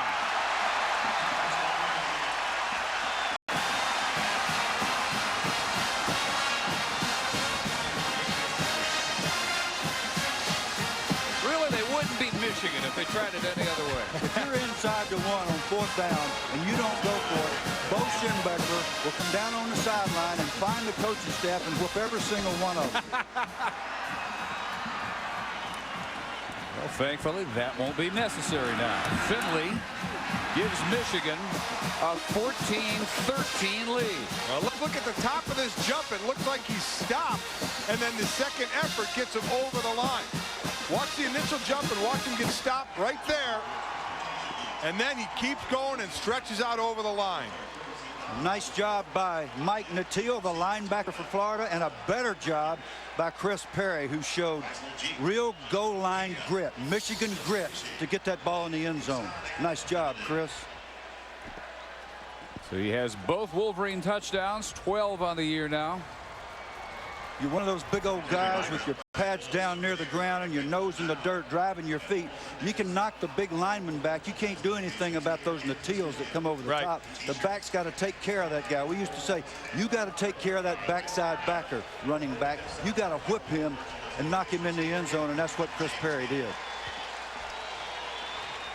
Well, and up until that drive, John Thompson's group had completely stifled the Michigan offense. 49 total yards on their first 6 possessions. 83 to take the lead on this one, covering 12 plays in 5 minutes 41 seconds. It's a nice looking drive, and they did it methodically down the field, so they can't say, well, it was just one big play. They did it. They ran a little bit. They did a nice short passing game, and then they get the payoff playing a little smash mouth around the goal line. Carthon deep. Gator dominated crowd going rather quiet at the moment as Nienberg hangs this one up. Very short. Carthon with a running start going. And a big return out to the 45. Friday, Chris, Lee, and Kirk have all the news and notes surrounding college football's national championship game. They'll bring it to you live from the Tostitos Fiesta Bowl, Tempe, Arizona, beginning at 7 Eastern Friday with a College Game Day BCS special. I don't hear many Ohio State backers predicting that thing. Well, they got a whole issue going down there with Maurice Clarett and that situation of him not flying home for a funeral of his friend. That's certainly taken away a bit from the game. There's a short toss for Jacobs, breaks the tackle. And ahead for 13 yards. Reese, what do you have for us at halftime? Well, coming up on the Dodge Halftime Report, Dave, we'll talk just a little bit of NFL. Bill Parcells, in case you're just rolling out of bed, is in fact headed to Dallas to be the head coach of the Cowboys. There is some high cotton when it comes to offense in Dallas in the Cotton Bowl between LSU and Texas. And the game day guys out in Tempe will look ahead to the Tostitos Fiesta Bowl and the national championship game. All right, back to the ground to Graham. He gets inside the 40. Florida with all 3 of their timeouts and 3:20 before halftime. Excellent tackle right there by Victor Hobson, number 6. And he's the guy that Mike told you at the top of the broadcast, the beginning of the game, that Florida must block. He's not blocked. You don't make much running the football. Packed house, Raymond James Stadium. Brilliant sunshine, about 70 degrees, just what you want for New Year's afternoon football. The Outback Bowl. 1-point game. Floater over the middle to Jacobs and inside the 30. So Grossman getting serious now about his senior SEC leading receiver, and that one goes for 12. Graham with 11 carries, 75 yards, both Florida touchdowns. Perry has both Michigan touchdowns, and Navarre really only on that last drive got anything at all consistent through the air.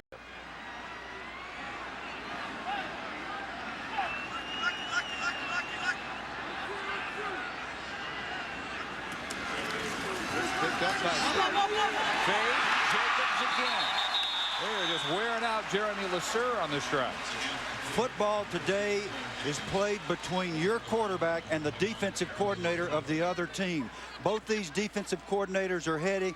Both these quarterbacks are having their moments off and on. This is really interesting as a chess match to watch these two fine offenses and fine defenses compete. 3 catches for Jacobs, all on this drive for 38 yards. Now back to Graham. And down to the 12. You saw another shot there. Hobson was not blocked, as we just talked about, and he makes the tackle again. And Michigan's going to have to start stopping that running attack from Florida right now, because it's given Florida a lot of great options. As you've seen, Rex Grossman the last few plays, either run, quick pass to the outside, slant over the middle. Right now, the field is his. The players saying they thought this Michigan defense is every bit as fast and athletic as some of the best ones they have seen this year. Tennessee, Florida State, and having much trouble with them there.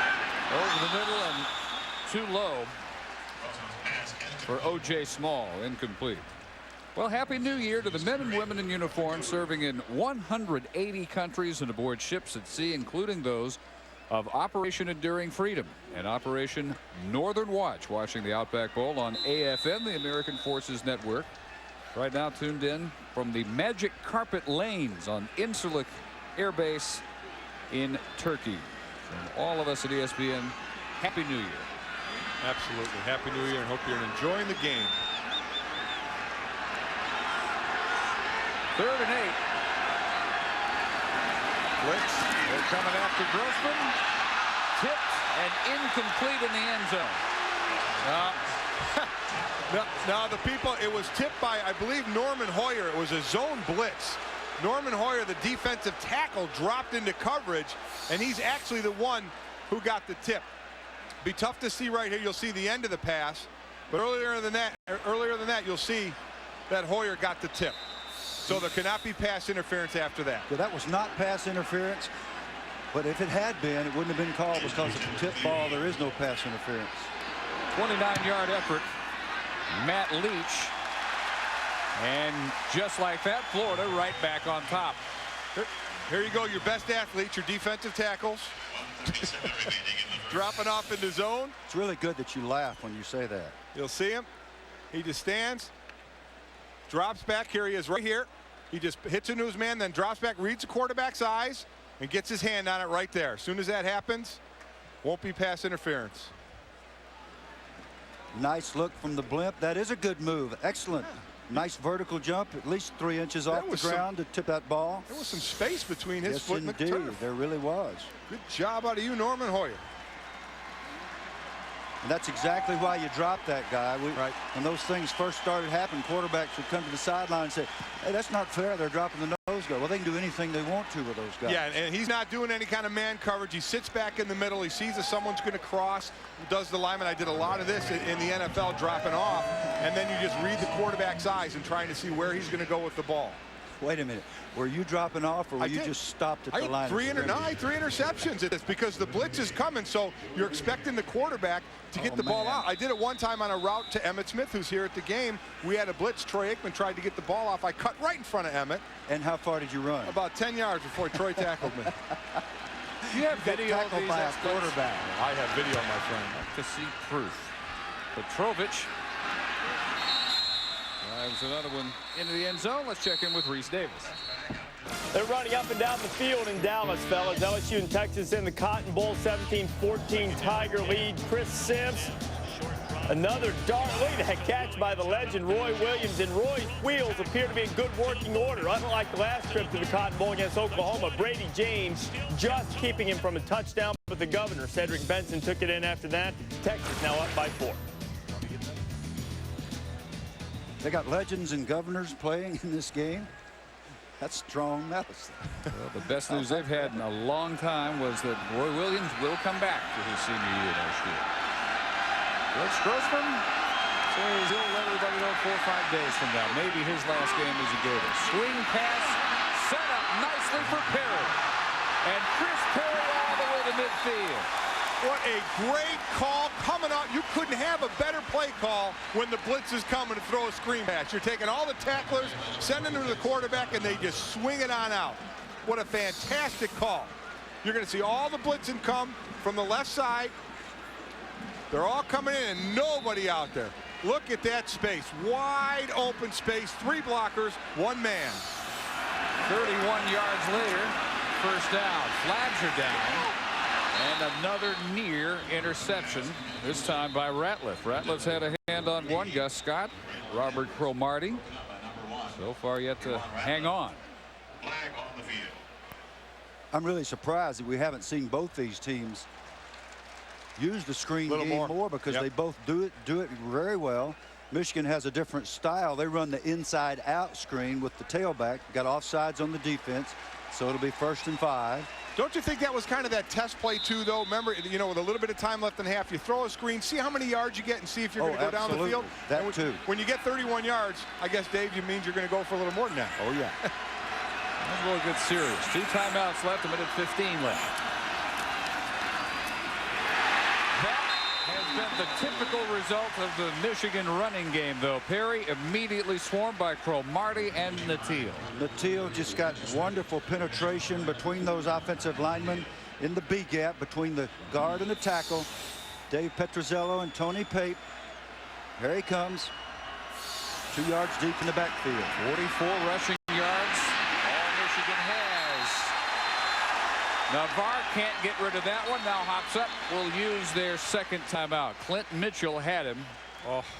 And he tried to toss one. It would have been a little dangerous, though, as he was falling forward, so he thought better of it. And they're down to the last timeout. and 44 seconds before halftime, trailing by 2. Well, if it comes down to Adam Finley, he is 6 of 9. Of course, the Michigan kicking situation, if you remember back to their opening game where they went back and forth 2 or 3 different tryouts in that Washington game before Philip Brabs finally won it. That kind of set the tone all year. But Finley getting loose just in case, 44 seconds before halftime. And if Brabs had been planning to kick today, he was injured in pregame. Had to come off the field with a hip flexor problem that he had prior to this, re-injured it in warm-ups. And Finley's longest, he hasn't kicked, he's kicked 9 this year. His longest is 40. He certainly has the leg strength. I think he could go deeper than that. Halftime report coming up. 3rd and 12, Michigan. One more time up. They come to the corner blitz. Navarre steps up. Hits Joprue. Benny Joprue inside the 10. Navarre just ahead of the blitz by Cromartie and 43 yards to his prize senior tight end. Now they're going to get up probably try and kill the ball or. First and goal from the 8.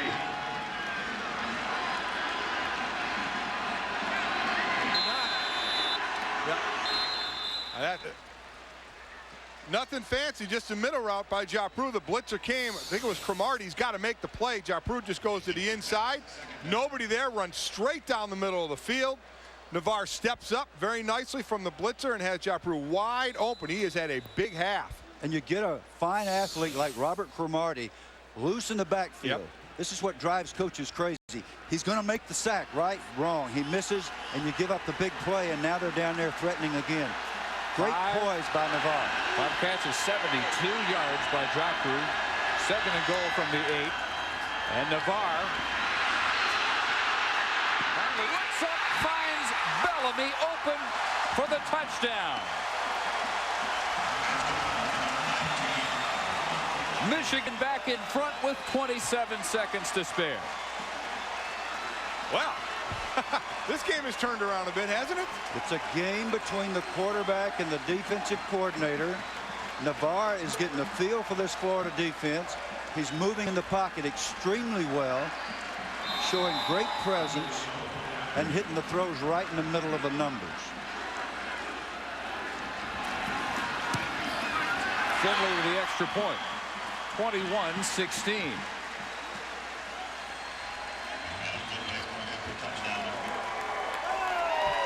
Well, let's check it out up at the top of the screen. We talked about the footing a little bit. Little slip. Well, and there you go again. You see the slip as Bellamy cuts to the inside. Navarre threatens, so the linebacker coming across can't really stay too much in coverage and cut across. He doesn't know if Navarre is going to run or not with that open space. He just rifles it in there to Bellamy. And that's the best athlete in the Florida secondary, Kewan Ratliff, who lost his footing. And again, it's because he's not keeping the weight over the balls of his feet. And you get a little complacent sometime when you're accustomed to perfect turf. It's not going to be perfect every day. Yep, you have to adjust to it. That's exactly right. Well, Michigan had virtually no offense, and then the last 2 times they get it, 12 plays, 83 yards, 6 plays, 80 yards. And back in front with 27 seconds. First 6 possessions, they totaled 49 yards. The Wolverines, as we said, have never had a trio of 50 catch receivers. Well, they've got 2. Yep. Joprue with 5 today, and now Bellamy will be next. He needs 4 more, and he'll be there. Greenberg drives this one through the end zone. Another interesting thing about those 3 receivers, of the 21 touchdown passes by Navarre this year, those guys have 20 of them. Other one being caught by B.J. Askew, the fine fullback tailback combination player. Well, here's the guy who's come under a little bit of fire, huh? For, you know, you're the leader of this offense. You need to make those plays to win the big games. They lost 2 close ones, Ohio State, Notre Dame, and then got away from them in Iowa. Iowa took it to them a bit. When you're at Michigan, the quarterback there, it's well, as nice as it would be for them to win this bowl game, For a Michigan quarterback, people will still look back and ask two questions. How'd you do against Ohio State? How'd you do against Notre Dame? That's right. That's exactly right. And did you win the national championship? Yeah, I mean, every year. Michigan is expected to be in the conference title hunt, the national title hunt. The same for Florida and the SEC in the title That's right. The schools with the really high expectations. If you haven't been there or coached there, you don't understand. Coaching at Alabama one year, we won 9 games. And a lady walked up to me after the season and said, "You think we can win next year?" Okay, look at the beautiful picture we've got from the blimp up there. Nice blocking.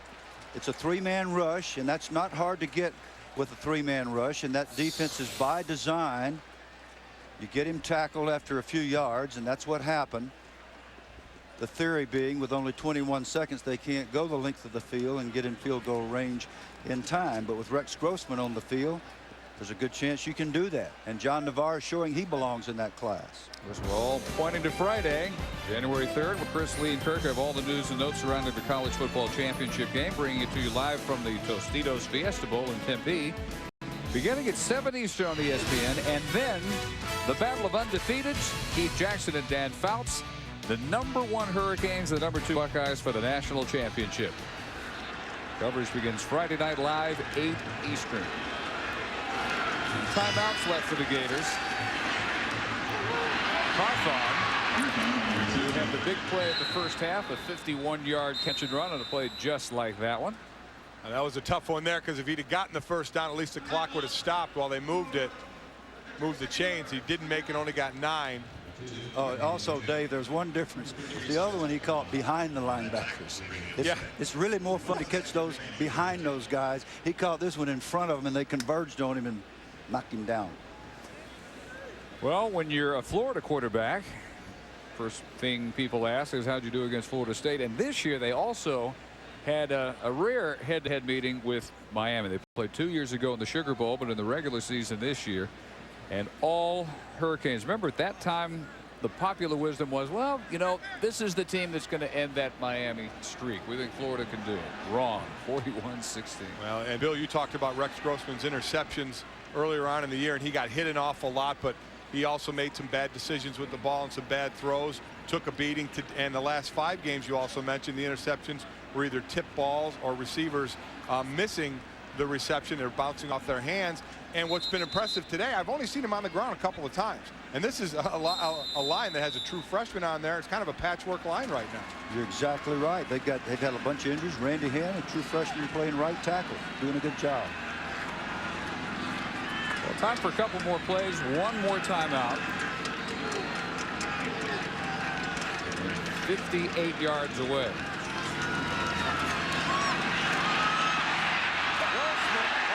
Coughs it up. I think Michigan got it. Michigan with 3 seconds remaining recovers at the 38.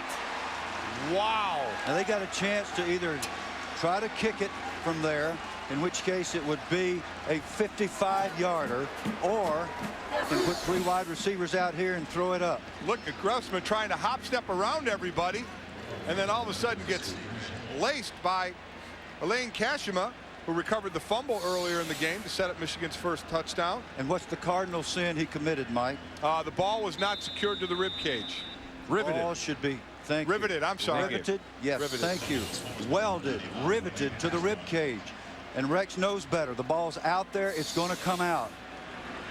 Brett Bowman recovered. Time for one deep shot.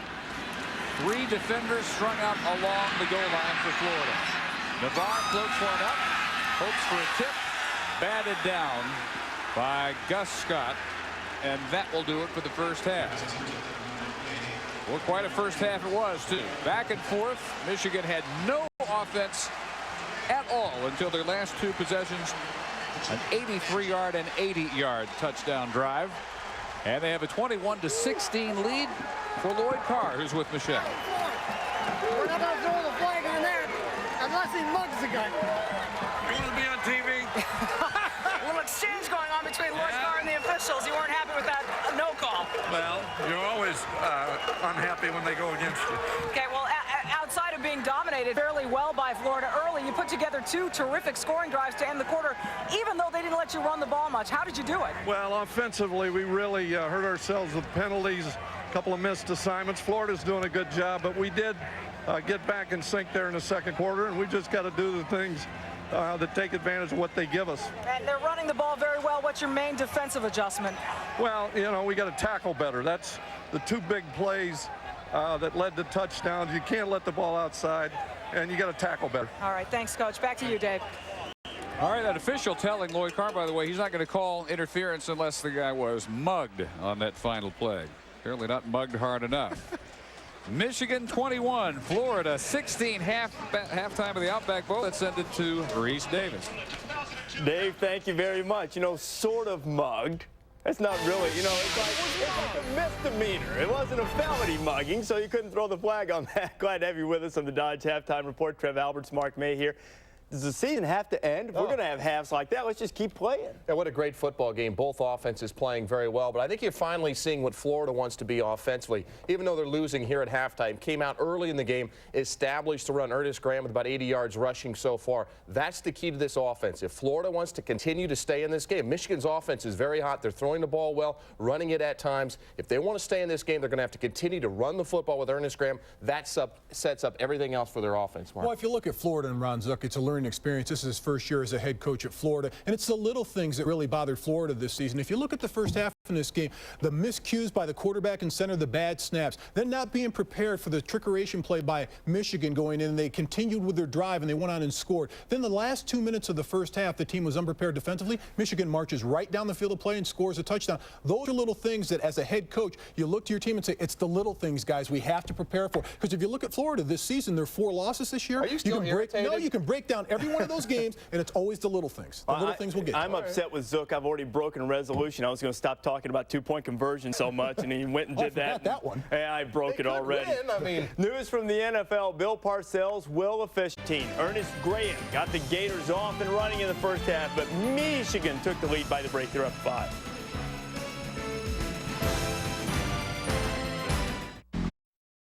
It has been an outstanding first half. Michigan up by 5 on Florida. Of course, it's a great way to start 2003. It'll all culminate in last year's national championship game. We still have more coming up on the Dodge Halftime Report. We have a second half not too far away between Michigan and Florida. Navarre to Bellamy right there, and the Wolverines have a 5-point lead. In bowl games, you have to have 3 participants so far. The second half coming from Tampa, the Gators and the Wolverines will do battle for 30 more minutes. And back in Tampa, halftime with the masked bands on the field at Raymond James Stadium.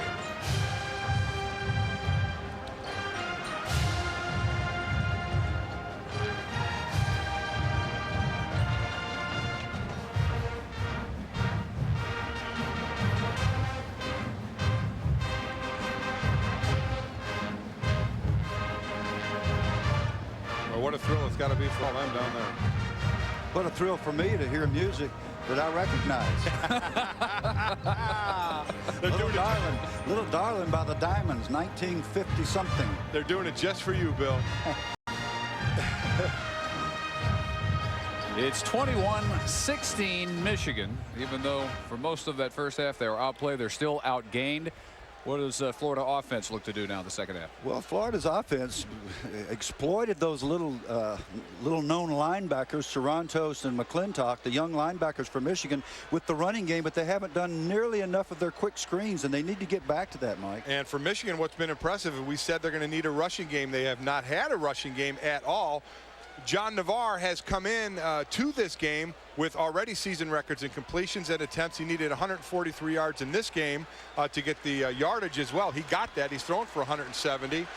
He's thrown for over 200 yards in 8 games. Looks like he's going to do that again. So this guy has put the game on his 6'6" frame and said, you know what, guys, I'm going to carry you a little bit. And that's exactly what he did. And going on into that half, because they started out very poorly. The thing that impressed me about Navarre was his movement in the pocket. Yep. We saw him practicing that, Mike. His coaches had him out there, and he was moving.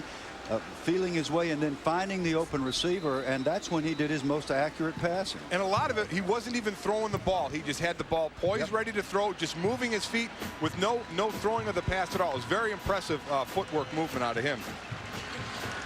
Matt Petrovich has the second half underway.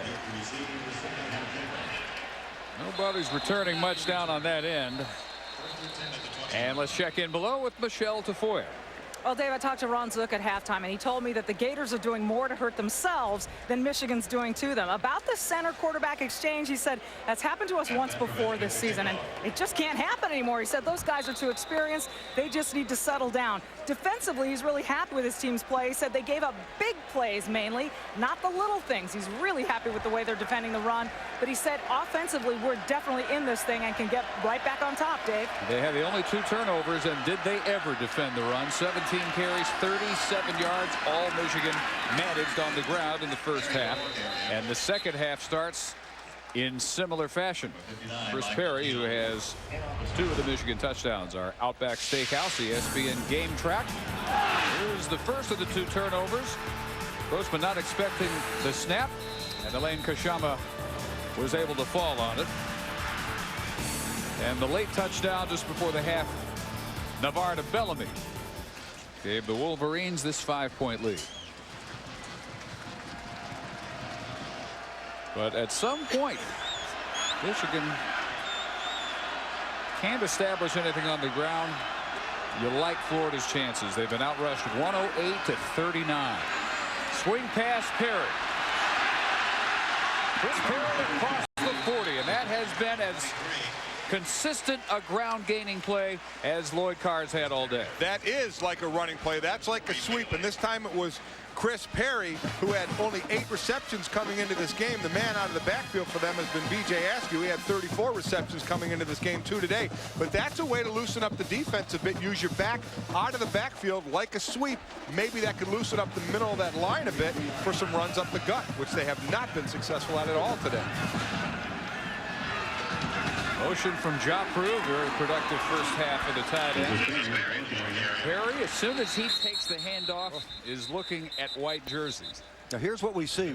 They stone the run out in the field. First down, second down, third down. They get down inside their 10-yard line, Mike, and Michigan's been able to ram it in. Yeah, I mean, that's where they have needed to bolster their run defense and couldn't do it when the chips were down in the red zone. Lloyd Carr figured they had to run to be able to throw against Florida. Hadn't worked out that way. Just figure at some point it will. Second down to 9. Again, the screen. Perry not quite looking for it. Still manages to hang on and turn it into a 5-yard gain. What a marvelous athletic move by Perry. This could have been a touchdown the other way. The ball bounces off his headgear. Timing is everything in the screen game. The tailback is expected to get his head around quickly, and in this case the ball was thrown a little early. Plus Perry compounded the problem by not getting his head around, and it bounced off his headgear, but he was able to come down with it and turn it into a short gain. And Cromartie came up for the tackle but did not wrap up and just bounced right off of Perry. Perry had much of a receiver during the year. 8 catches. That one over the head of Joffrey. Number 94, Clint Mitchell, who's just perpetual motion for Florida. Defensive end that they try to get his weight up, and he works so hard he just runs the weight off again. Well, they're at that magic 21-point mark where Florida is almost unbeatable. And I remember I talked about in the second quarter how Florida had scored 148 points. They're about to get the ball. They've been outscored 50-107 for the opponent in the third quarter, which means that what's been going on in the locker room has not been working. Finley lays into this one, and it just trickles into the end zone. Almost perfect. A 52-yarder. Let's send it down to Michelle. Well, we've been talking about Charlie Strong and his return as defensive coordinator to Florida. He's really been enjoying somewhat of a homecoming here, talking to players and former players and coaches that all know him. But if you look at his previous 3 stops, he was a GA here in 83 and 84, coached the outside linebackers in 88 and 89, and then the defensive line coach from 91 to 94. The 4th stop may be the last before he moves on to a head coaching spot, Dave. Surely it is. It just has to be. Graham pulled down for a loss. I mean, at some point, someone will realize what Charlie Strong has to offer in a head coaching capacity. Well, they have to.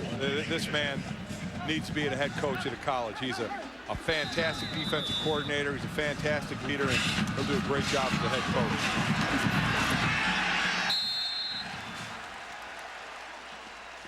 coach. O.J. Small hit at the 17. Scott McClintock, one of the 2 redshirt freshman linebackers. Florida is coming right out, and that was a bubble screen, which is what I think they need to do. McClintock answered the call and got out there and made a nice tackle there.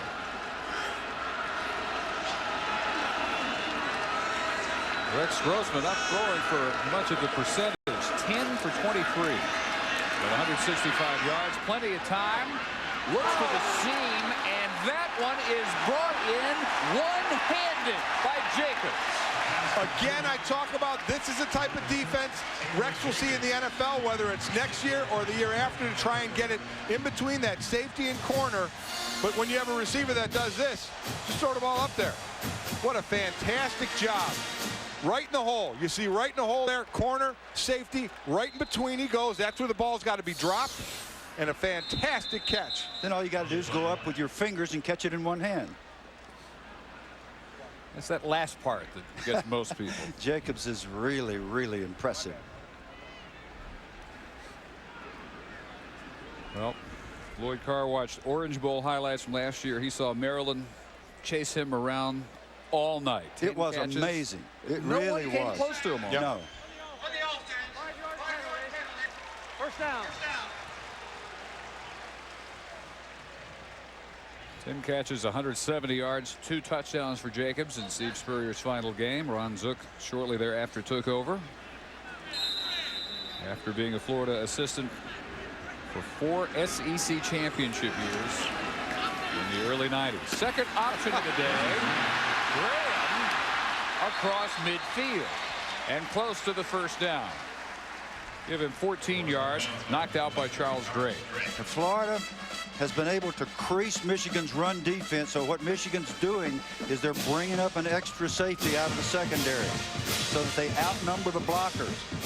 Florida's answer for that, the option. And with Rex Grossman running the option, it's not something you expect, but he's done a nice job. 2 options. The chess game continues. Yep. It really is fascinating.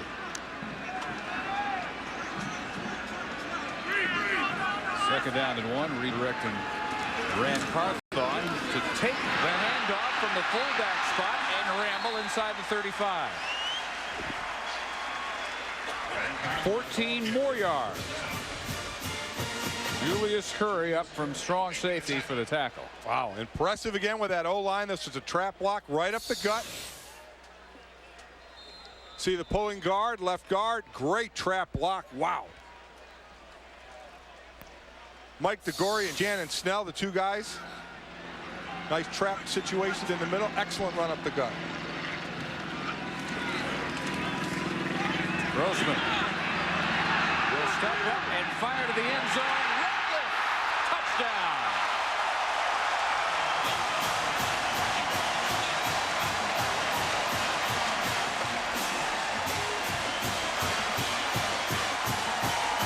Back and forth we go. Florida's turn to lead the Outback Bowl. He won Ratliff a 2-way starter toward the end of the year for Ron Zook. First for the Gators since the 60s. I think they'll kick this one. They tried that muddle huddle deal.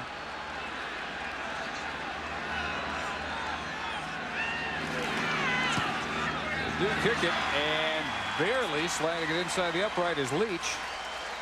for a 2-point Florida lead. Rex Grossman to the end zone to find Keywan Ratliff. And the Gators back in front 23-21 in Tampa.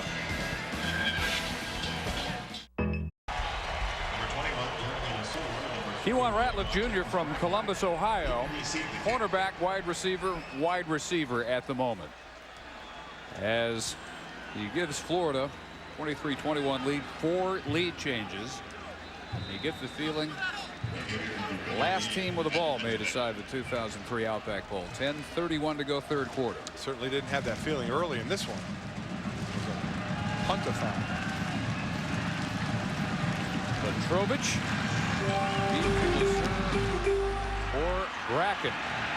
Well, in theory only. Nothing at all getting returned out of that end zone today.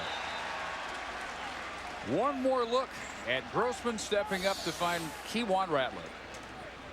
Now Marlon Jackson's going to take the hit on this. A lot of people are going to blame the corner, but this is not a sound coverage. Look, there's nobody in the middle of the field.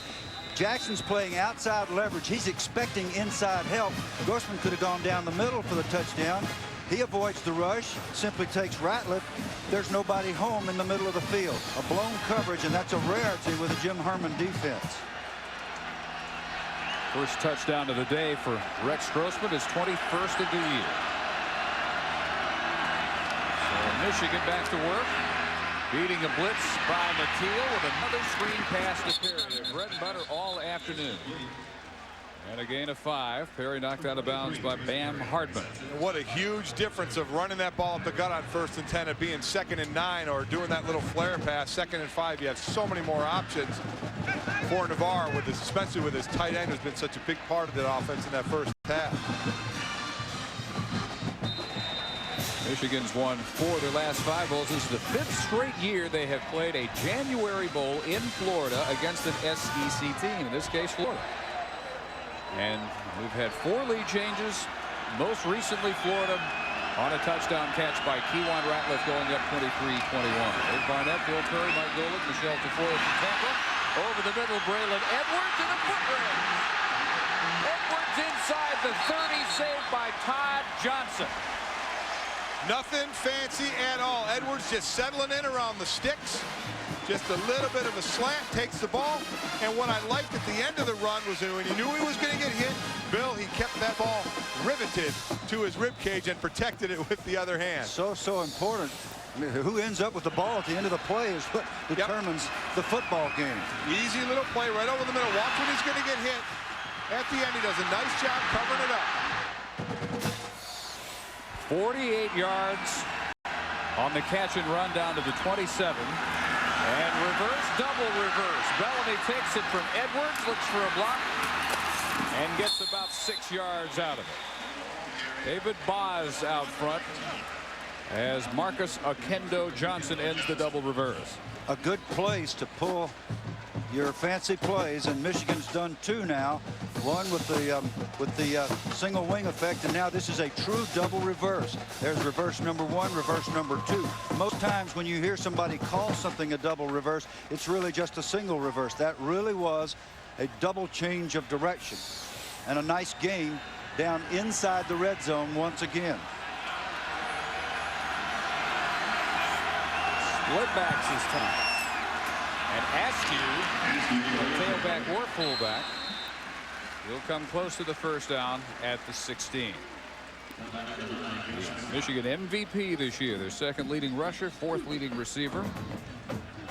He's been very unselfish and got a standing ovation at the team banquet because of his unselfishness, moving the fullback. And speaking with Chris Perry's mom, she said the 2 are very close. Our ESPN game track, looking down on Raymond James Stadium. Back and forth, 23-21 Florida. And close enough to measure. I think he's got it by a couple inches. Please. Looking at that 23-21 score, you've done it again, big man. You're really good at that stuff. No, that was good. But people might ask, why didn't Florida go for 2? Those 2-point conversions really only apply when you are assuming it's the last score of the game. So you do that late in the fourth quarter. Until then, you got a better chance of making 2 points by kicking 2 extra points than by going for 2 twice. Most feel that way, don't they? There are some coaches that'll use it earlier, won't they? There's quite a divergence in thought, but that's what obviously Florida thinks. Well, those are the ones that end up digging themselves out all day from this 3-point. Perry for 9 inside the 10, down around the 7. Chris Perry more effective as a pass catcher than as a runner today. That's one of his best. Haven't seen this much at all today, coming right up the gut. Nice block by David Petruzzello, number 76 on Tron Lefaver. It's one of your favorite subjects, Mike. D lineman just not getting off blocks. Yeah, got to. You have to extend with those hands, and you got to get off. Petruzzello had a nice handful of jersey, but you're the D lineman. No, you know what? D lineman wouldn't do it for me. It's your own fault if you get held. You got to get that man off of you. Sean Sanderson in motion on 2nd down and 1. Perry touchdown. It's Michigan's turn.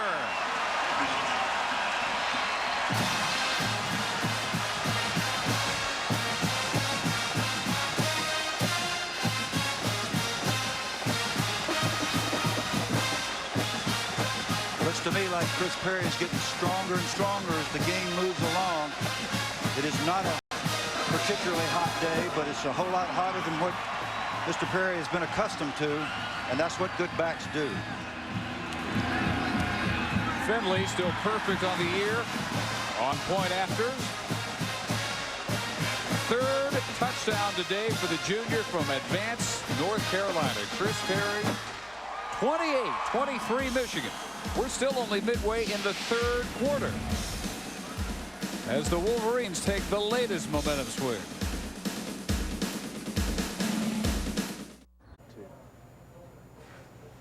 This is Marty Turco, goaltender for the Dallas Stars. I think you know who I'll be cheering for today. Go get 'em, boys. Go blue. Emmitt Smith with kind of a worried grimace at the moment because Michigan has regained the lead 28-23. He only played 3 years down at Florida. He left a year of eligibility on the table. Came back, got his degree a few years ago. And of course, set the all-time NFL rushing record this year. Maybe his last year in Dallas. He has had a pretty good career in the NFL, huh? 1 or 2 decent years. Yeah. Says he's got more in the tank. Just a matter if it's going to be for the Cowboys or for somebody else. If he could survive that offensive line this year, he can survive anything. Michigan was, I think, thinking onside kick, but when you whiff, kind of let the world in on your little secret. It's a Charlie Brown. Where's Lucy? Yeah, the invisible Lucy right there. That's unbelievable. There's no wind down there. Oh, boy. And you think he was thinking onside? Troy Nienberg will spend a long time trying to live that down. At least he didn't swing through it.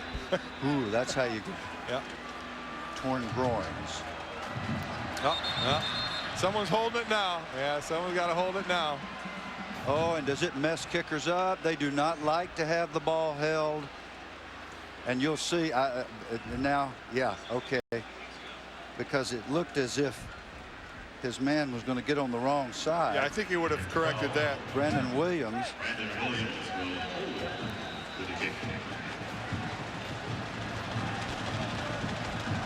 Well, this time for sure. Nice kick. It's his best kick yet. Ratliff. Reverse, and he is nailed at the 5. Pierre Woods right there, not buying any of the sleight of hand. You call that, Bill, lane integrity, staying in your lane. Lane integrity. It's also called lurking and lying in wait. Okay, do your little fake reverse. I'm going to be right here. Boom. Light him up. And talk to him a little bit, Pierre. That's a great kick coverage for a big guy to run that far and make a hit at the 6-yard line. Excellent special teams play. Movement. Mostly white jerseys. As the Gators start from their own 7.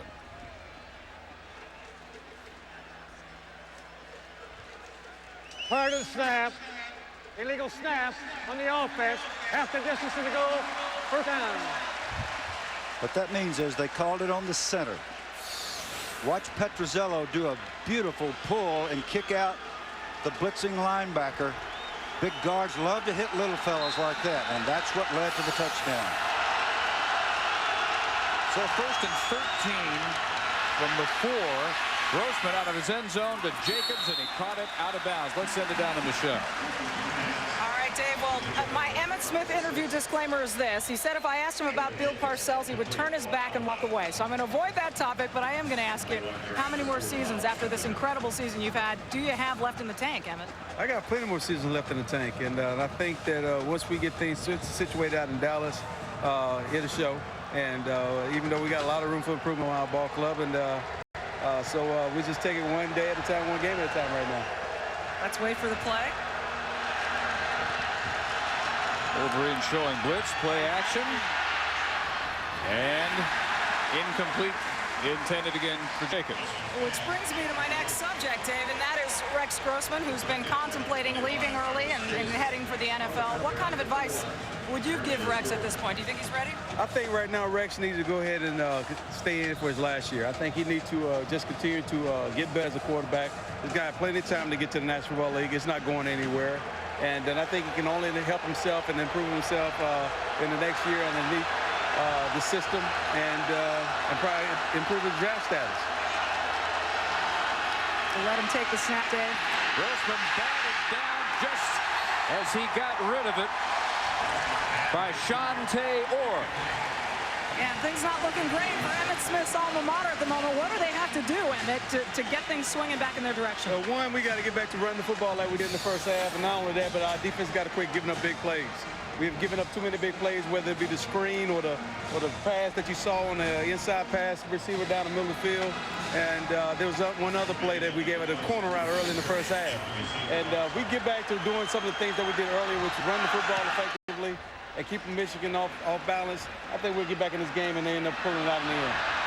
All right, I promised I wouldn't ask about Parcells, but where would you like to finish your career, Emmitt? I'm done. That was the line. Oh, boy. That was the line that was crossed. No comment on Bill Parcells. He did refer to Dallas getting things straightened out there. Back to Tampa and Emmitt after this. ESPN's exclusive presentation of the 2003 Outback Bowl. Presented by Outback Steakhouse. No rules, just right. And in part by Chevy Trucks, the most dependable, longest-lasting trucks on the road. Boy, you didn't want to be out there yesterday, but perfect sailing weather today. 28-23 Michigan. After the return by Curry, 32-yard line they start. Trying to get Perry wide and slung back by Todd Johnson, the free safety. So a 5-point lead and the best field position of the day, not involving a turnover for the Wolverines. Field position is so terribly important when it comes to scoring points. You start inside the opponent's 40-yard line, and the odds on scoring points in some fashion are in the 70% range. Just makes such a difference. Biggest lead for either team has been 7. Lefaver play fake. Looks deep. And Edwards has to go down to his knees to make the catch, but he does make the catch for 17 yards. Very nice in and out route. Outside receiver breaking in, inside receiver breaking out, open up the hole. Lefaver waits for it to develop. A nice job of patience, good pass protection. Underthrows it just a bit, but still gets it there for Edwards. Good route running by both receivers. Good anticipation by Lefaver. Good off the break. Boy, and Lefaver up to 266 yards now, 17 of 25. Back through the middle, Perry, another touchdown. His 4th.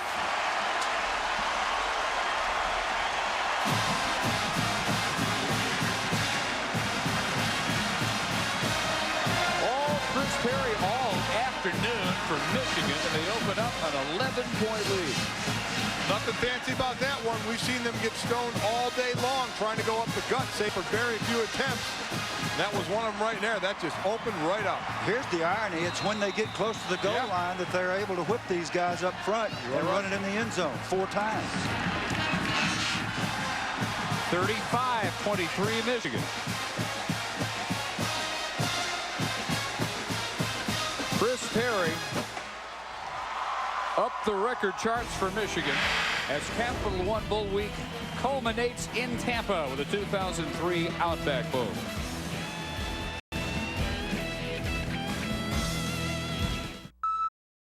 Chris Perry has broken a Michigan Bowl record with his 4th touchdown. There had been a group of 6 who had scored 3 bowl touchdowns. And also those points ever scored by Wolverine had been 18, now 24. Who knows where he'll end up? Still 6:07 to go in the 3rd quarter. Also an Outback Bowl record 4 touchdowns. Other than that, not that great a day. Less than 3 yards per carry. How about it? Smelling the end zone pretty well. Nienberg brings this one down to around the 2. Kelvin Kite on the return to the 24.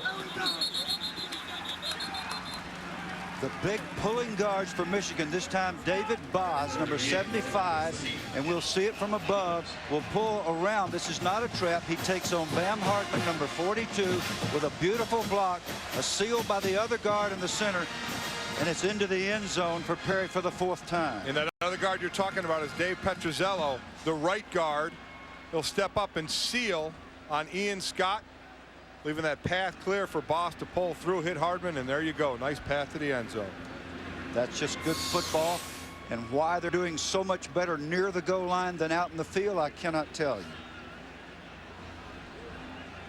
Can't pick up a number at this point, but well, there it is. It's Kite, Kelvin Kite, who returned the kick, who was down for Florida. So as they tend to Kelvin, a timeout, 5:55 to go in the 3rd quarter. It's Power Illustrated. Boy, that view from the Bloomin' Onion One over Tampa Bay, looking down on Raymond James Stadium.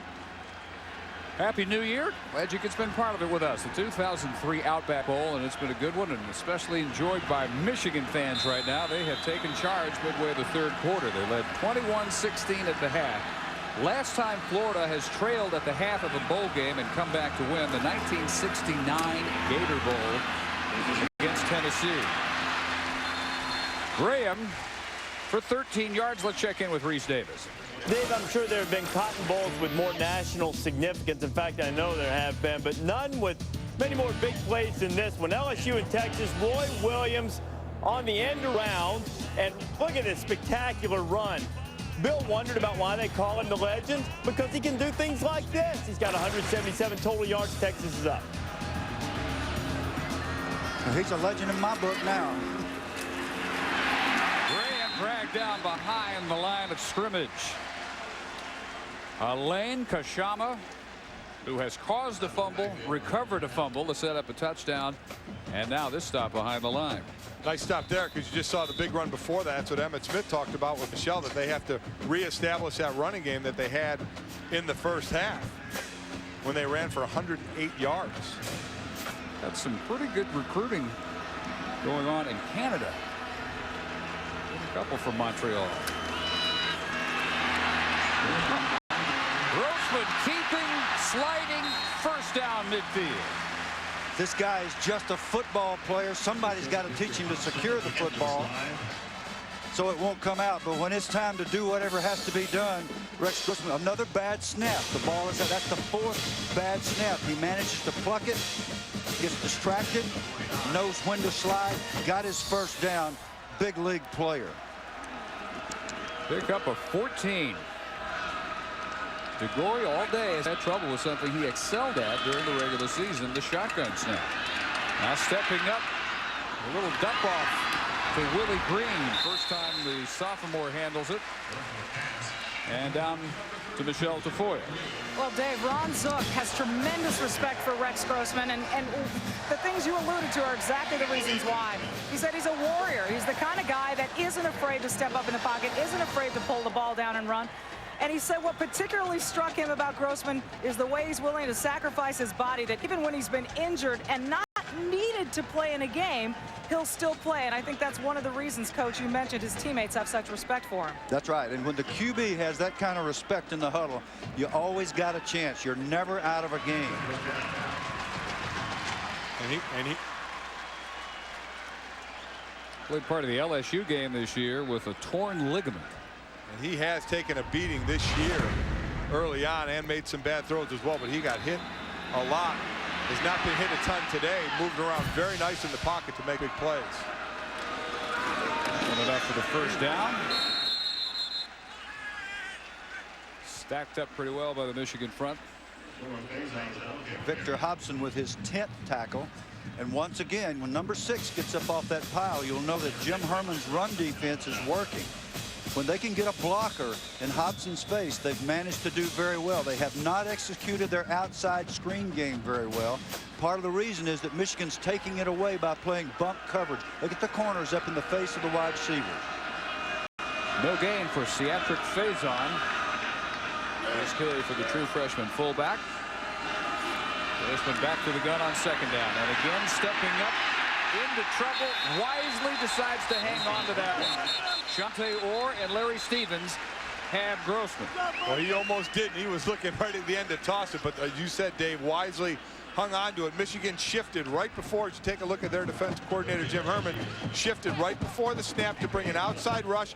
Last time that happened, Grossman took advantage of the middle of the field, which was open. It looked like he was trying to scoot up in the pocket to do the same, but never got there. So down 12, 3rd and 13. Getting late now in the third quarter to the 3-minute mark. And the Wolverines creeping up for a blitz. They are coming. They're picked up. And Grossman looks up one-on-one for Jenkins. Bumped. No flag. Can't hang on to the end zone. One-on-one with the best the Wolverines have back there, Marlon Jackson, the first team all Big Ten corner.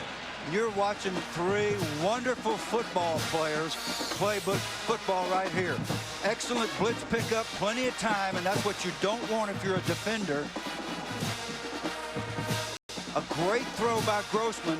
Oh, a great receiver with the ball right in his hand. That's all you can ask for. Jackson was helpless.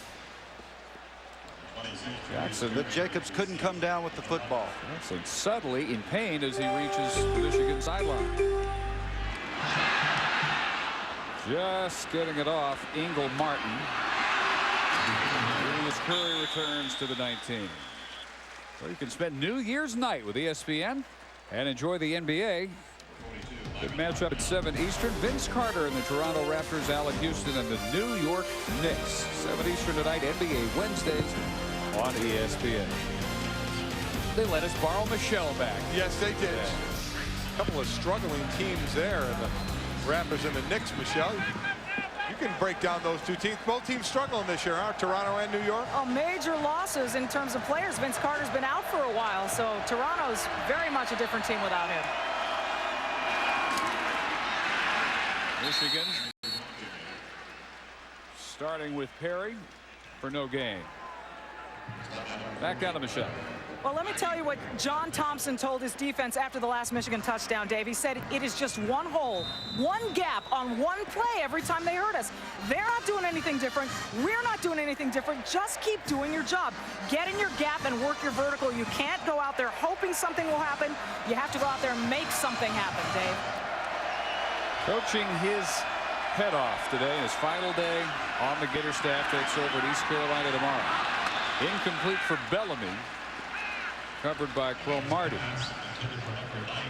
The man checking it all out, the incoming defensive coordinator, Charlie Strong, coming from South Carolina, his last stop. Runs a similar defense to John Thompson. Well, it's the same stuff. They swap ideas. They're from the cradle of coaches. Central Arkansas University, both of them. The fighting cradle of coaches. Yeah. Used to be known as Scottie Pippen's alma mater. Not anymore. That's all gone. Now it's Charlie and John. He made almost half their third down conversions during the season. Needing 9 here, Navarre. Little too tall for Braylon Edwards. who had made his break in front of Corey Bailey and was open. I don't think he could put on what he wanted to on that shot because of Ian Scott. Got the pressure on him.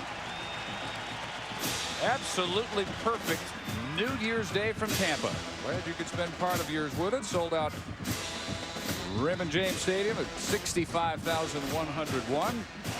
Heavily slanted to the Gators, which means they've been rather quiet group through much of the second half. 21-16 Michigan at the half.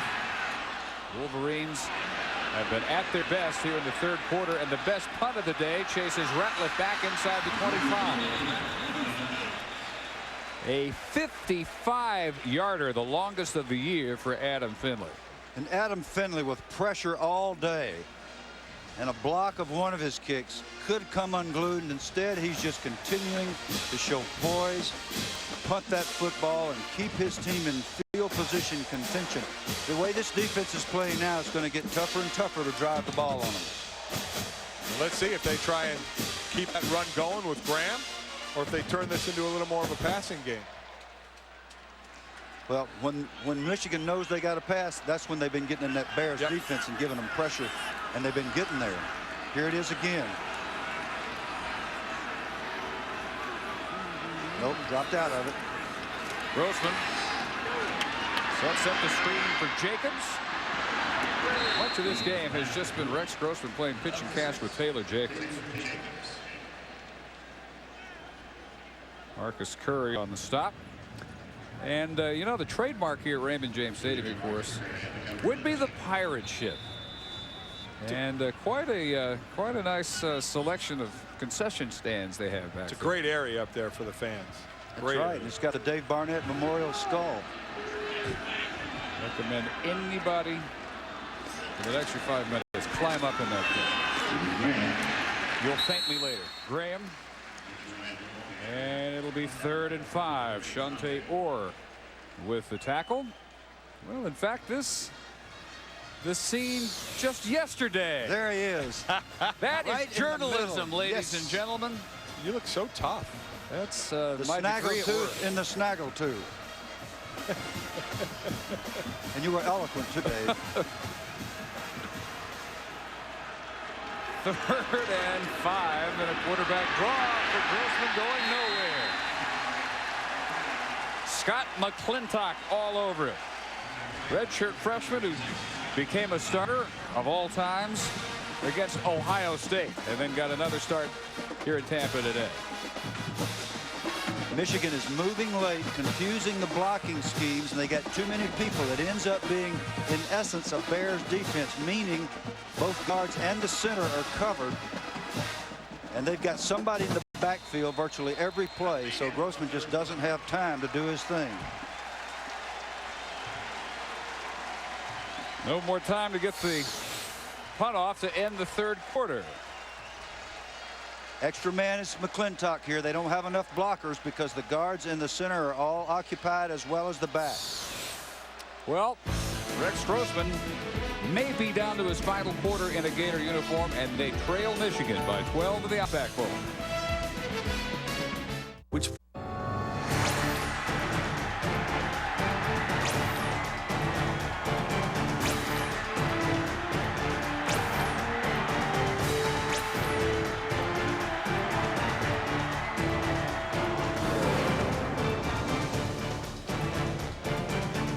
Gator football program, which produced a brand of football from 1990 on, which could match just about any in the country. Right now, as we begin the fourth quarter, they've got some issues. Down by 12, and another very low, weak kick by Martin.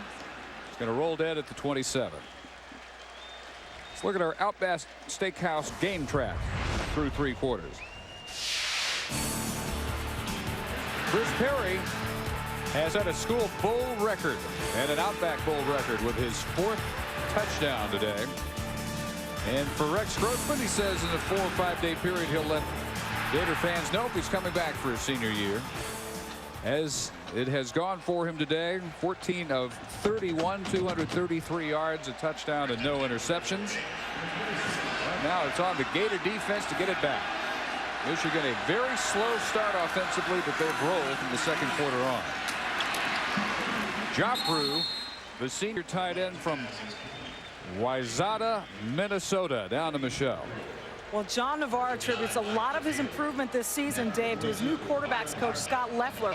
Leffler taught Navarre a process called progression reading, where footwork takes the quarterback from receiver to receiver.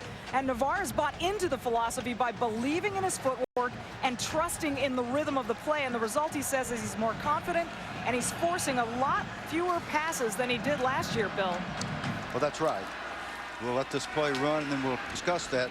We saw them go through their progression on the practice field day before yesterday. It was impressive. It's like watching a great tennis player out there without a racket working on his footwork at the net.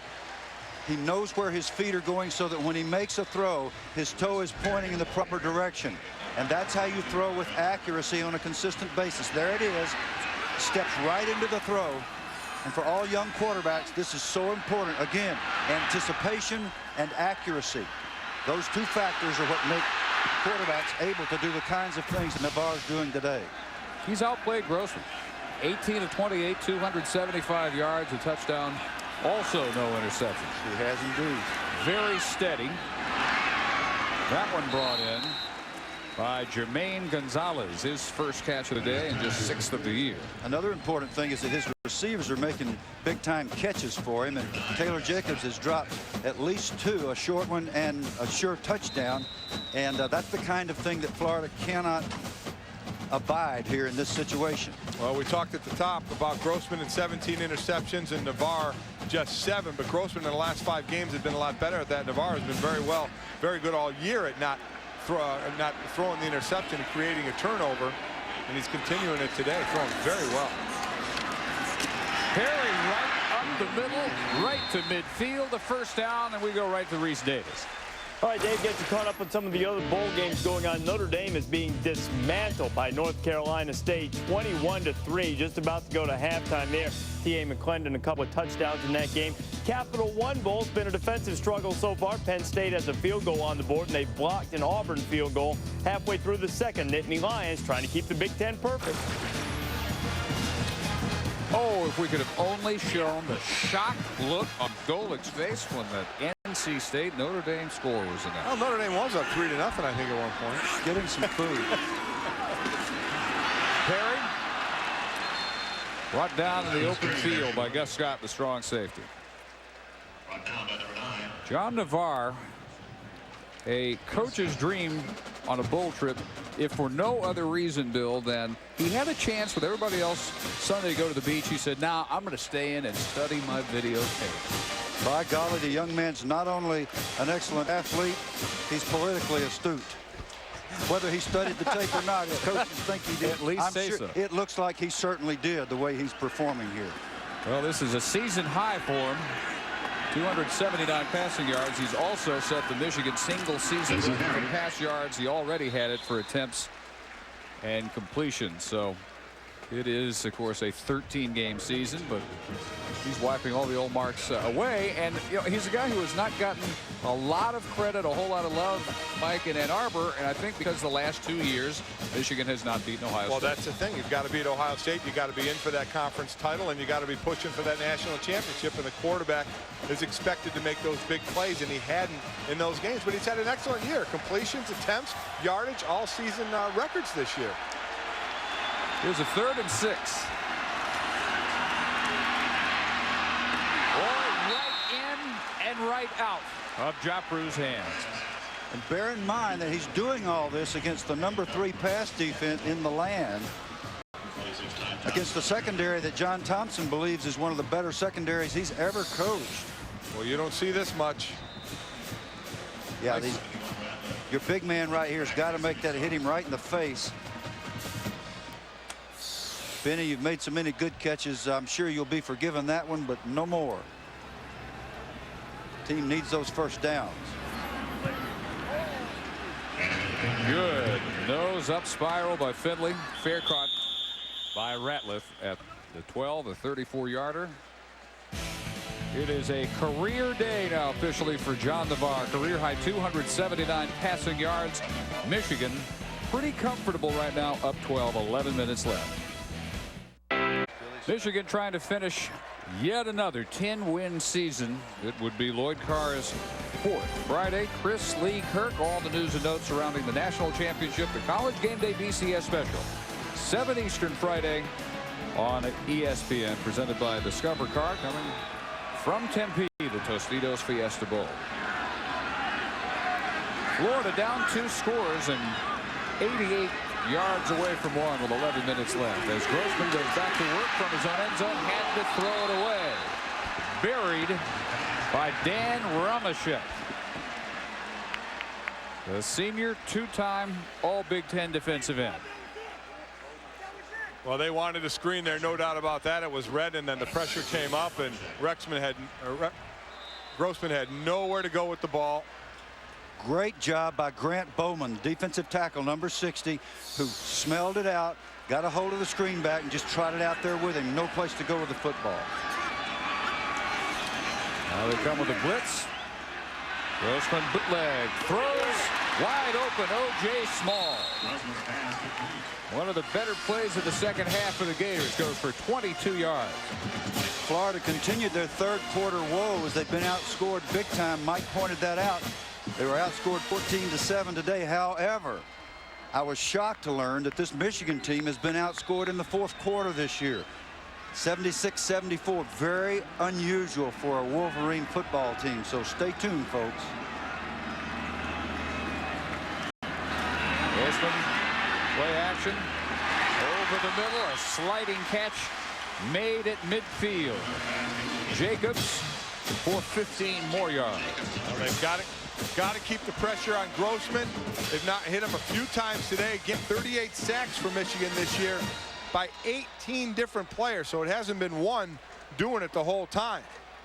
They can bring it from all different sides, and that's what they have to continue to do. But Grossman is doing a nice job right now moving in the pocket, be it bootleg or just sidestepping. Does that balance 38 sacks by 18 players, 15 interceptions by 11 different players.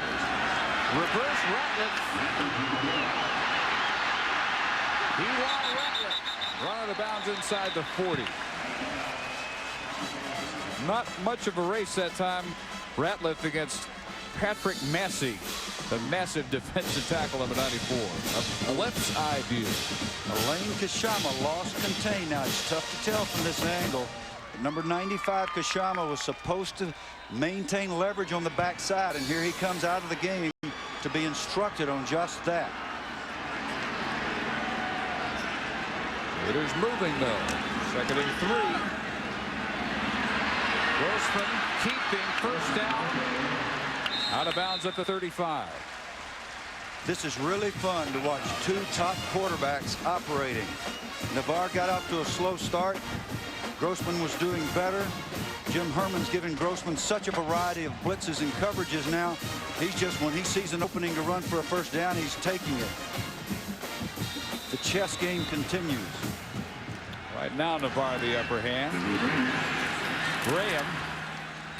Not much of a cutback alley, and down to the 31. Michigan trying to continue what Minnesota, Purdue, Wisconsin, Big Ten teams have already done. Penn State playing right now, and of course Ohio State in the Fiestas. But a terrific postseason so far for the Big Ten, Mike. Boy, it has been. You said Purdue in the Sun Bowl over Washington. They were down 17-0. Had a nice comeback there, winning by 10. And also Minnesota and Wisconsin taking care of business. So Big Ten looking good. Minnesota spanking Arkansas. Open over the middle, the tight end Aaron Walker. Let's get a Cotton Bowl update from Reese Davis. And the Horns are hooking them now. That offense, which spent the first quarter, I should say, comatose, has been alive and kicking ever since. Chris Sims, Ivan Williams, the Longhorns laying it on LSU right now, 35-17. Well, and looking like Chris Sims is finally going to get himself a win in Dallas. Grossman, Ramashek on his back, and Troop. Oh, the tackler, and is down at the 5-yard line. We have our play of the day. Wow, 27 yards. Ben Troop with some hang time. And if you think Drake is not a courageous person, you're wrong. He's a tough guy, but just think about it. Now look at this. This is what's coming at you. About 8 feet tall and 400 pounds. You're not going to hit him up in the 8 and the 4. Good gracious, a 40-inch vertical. Well, Troop missed the last 2 games with an ankle. I think it's okay. First and goal. Graham and the pile moving forward about a couple of yards. We have to see this again. Junior from Augusta, Georgia, Ben Troop. That was unbelievable. That was a blown coverage, no doubt. He is so wide open, and he turns it up, and there's no doubt what he's going to do. He's either going to lower his shoulder. He sees Drake go low. He says, okay, I'll take it over the top. Wow. That's unreal. Sports Center, here you come. The rule has been changed. You can hurdle now if you have the ball in your hand. Used to be nobody could do that.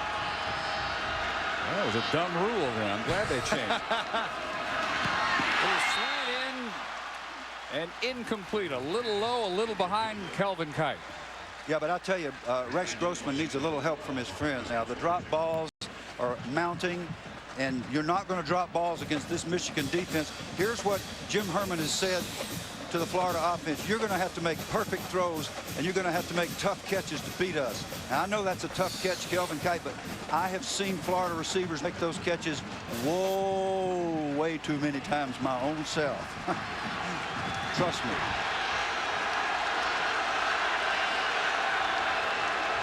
The 11th play of the drive. And the play of the game to this point. Getting into the end zone, touchdown. Aaron Walker hangs on to this one.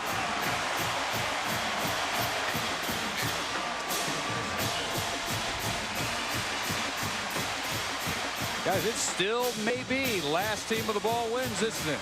We just saw Ben Troop with the move. Now Walker coming into this game, the 2 of them, nice. Just threading the needle. The 2 of them had come into today with 39 receptions. Last year, those 2 just had 25. Leach hits the extra point.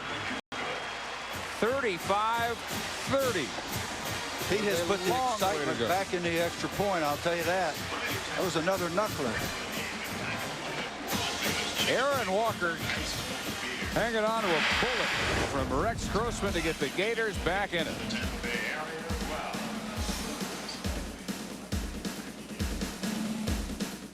With chicken on the bobby. Used to be. ESPN's exclusive presentation of the 2003 Outback Bowl.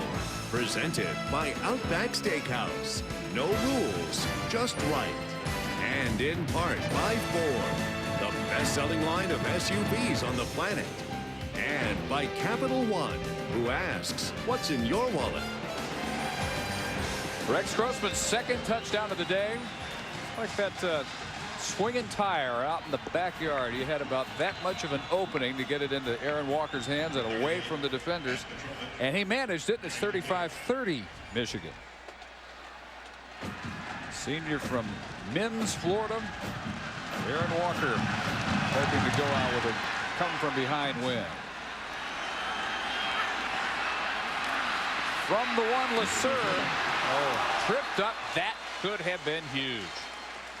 Petrovich, the kicker, did the tripping. Now, if you're going to play zone defense down in your end zone, you don't stand 5 yards deep in the end zone and let the tight end hook up in front of you. Look at Julius Curry right there. You got a break on that. The big guy's going to catch it, as he does. You're taking a chance when you play zone, but you can't stand midway in the end zone and expect it to work. Rex Grossman over 300 again. John Navarre 21 yards from his first 300-yard day. Started on the ground with Perry up the middle. He has a Michigan Bowl record 4 touchdowns. And they'll try and run some clock now. Both teams have all 3 timeouts. We go under 8 minutes. Well, we're in that fine line of, trying to run the clock down a bit with some ball control by running it and not giving that ball back too soon to Florida, because Rex Grossman has certainly proved he can move that team down the field. So Michigan still has to stay in that ball control offense and move these sticks. New energy on the Florida defense. Watch the body language. And new volume in Raymond James Stadium, which looks like the Swamp South today anyway. Just orange and blue everywhere you look. Incomplete. Intended for Perry. That's been a reliable screen all afternoon for him, but not this time. 3rd and 8. What happens if you're a good football team and you're in some trouble in the 4th quarter? You begin to make things happen, and everybody contributes, and you raise the energy level, and you just make up your mind, somehow we're going to win this game, and both these teams want this game badly. That's clear. I would look for Benny Joprou here. He has kind of been the possession guy for Michigan. Down here at the bottom of the screen.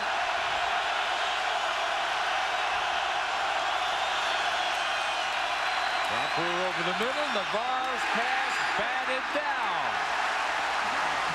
Wasn't looking at Joprou, who's going into double coverage instead for Jermaine Gonzalez. But Michigan with a 3 and out. Well, Mike Golick called it perfectly. Joprou was wide open on a crossing pattern. He would have easily had the first down. He just disappeared from your screen. And instead, Brian Savelio was able to get that hand up and knock it down because it was thrown into double coverage. Florida close several times today to knocking down one of Finley's kicks. This his worst of the day. He's had some big ones, but this one takes no bounce at the 43, and it's only a 30-yarder. Well, again, Joprou has been the guy on offense. 3rd and under 10. He's at the bottom of the screen. We're going to see where he runs. He's going to run the crossing route. Here he is right here going to the open territory. Navarre looks the other way. As you said, double, triple coverage. Boy, oh boy. Another John Thompson. Yep, John said he wanted to finish this job at Florida. Excuse me, Mike. Grossman play fake. Slides down into the arms of Victor Hobson after a gain of about 6. Hobson's 10th tackle unofficially. We have him for 10. He's been doing his part of the job. When Florida's been able to get a hat on him and block him, they've been able to move the ball. When not, they don't move it very far. Since the beginning of the Spurrier era, 1990, if Florida wins the battle of the ground, they win the war almost without exception. Graham, for no gain. They are 98-3 when they outrush the opponent. That's since 1990. They have just about doubled Michigan on the ground today, 181-98. But they continue to trail. And forget Friday, Chris Lee and Kirk with the College Game Day BCS special presented by Discover Card 7 Eastern from Tempe, Arizona. 3rd and 5.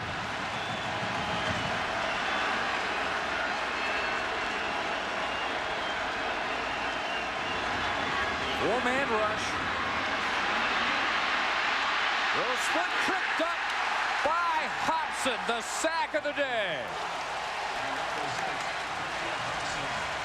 The reason they're able to contain this Florida offense is because they are not letting Taylor Jacobs dominate. They are double covering him on every snap. They've got a man up in his face with a man behind, which means that the corner, Jackson, can run stride for stride with him without worrying about the deep ball. Florida with great field position and momentum. But another really poor kick. It's just amazing how low and short these kicks by Ingle Martin are going. Even with a bounce, that one only goes 30 yards. Again, Hobson lining up in the middle. It's a stunt. He ends up coming around. The D tackle comes down, and then it's just speed. He comes into today 15 tackles for loss, tops on the team, 5 sacks.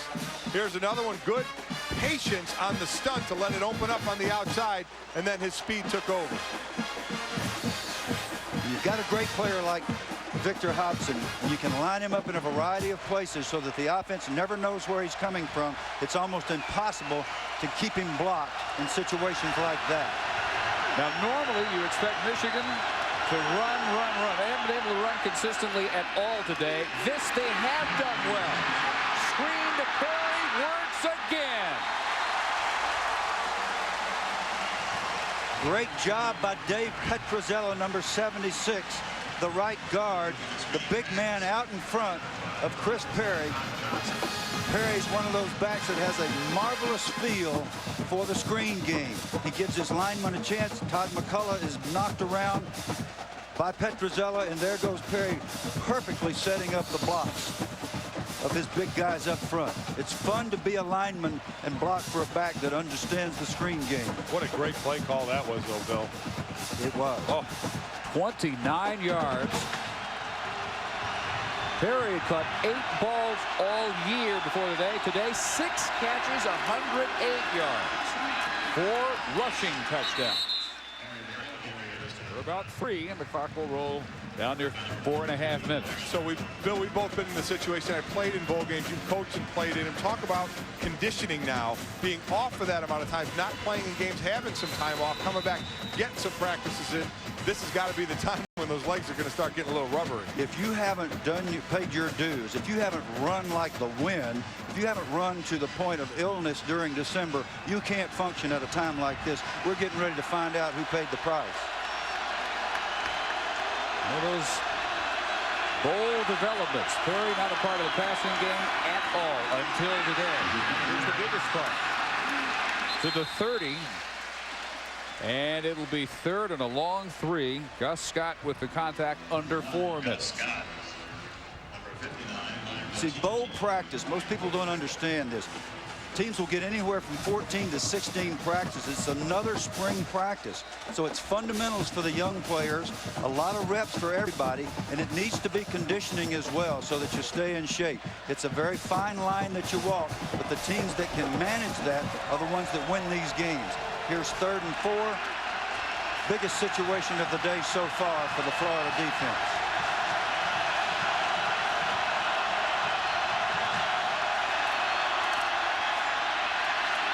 Navarre steps up, finds Edwards. First down inside the 20. But we got a marker. That's a 10-yard gain if the play stands. And very few penalties, especially in the second half from this MAC crew. Nick Define, the referee.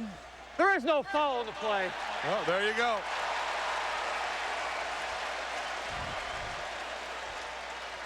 Boy, how about what Navarre has done? He's spread it around this year to 14 different receivers. To see where he spread it around today. Does a nice job. Sometimes taking it down the field can drop it in there, but normally it's the shorter passes. Right there in the middle, because of the scheme that Florida runs and what they're doing with their coverage. When they can get those crossing patterns, they get a mismatch, and they get a speedster like Edwards on a linebacker, and they're able to throw it across the middle. 5 out of 7 completions there. Back to Perry. Pretty good hole at first. Then it closed down at the 16. John Navarre has his first ever 300-yard passing day, and a lot of it has been on the legs of Jock Brew and especially Perry. Screen after screen. Edwards on the latest catch and run.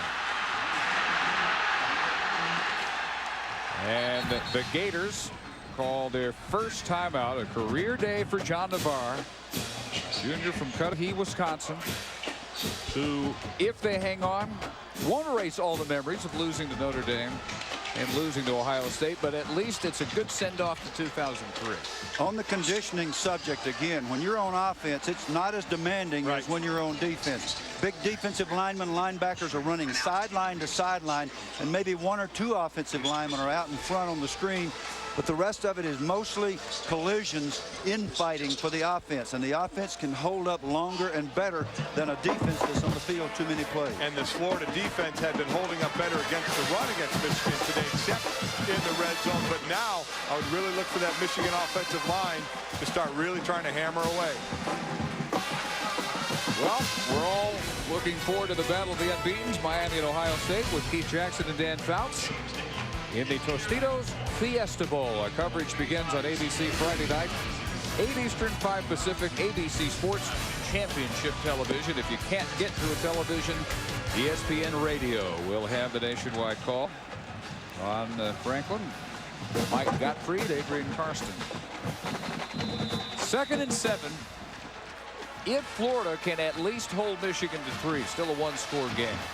And they're in field goal range, but nothing has been sure at all when it comes to the field goal game for Michigan all season long. If they go with Finley, his longest of the year is a 40-yarder.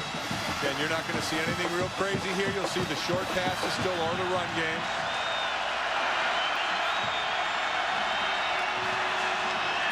Navarre, screen, threw it into the dirt. Florida with the adjustment, expecting the screen now. They're going to have a spy guy, and what that means is somebody up front will be responsible for watching the tailback instead of rushing the quarterback. And if he sees him slipping out into the screen, he's going to go out with him and force the throwaway. Absolutely right. That's how they're taking that away. And watch on this play, probably what I've seen them do with Joffrey, who the tight end always look for. They're going to really try and hit him at the line of scrimmage and not let him off. So Navarre may have to look somewhere else, because I'm sure he'd love to look for the big man. Well, you know, he went back and said, hey, I was wide open. He's at the bottom, the tight end position. Bellamy motioning out of the backfield on 3rd and 7. Navarre with a flag down.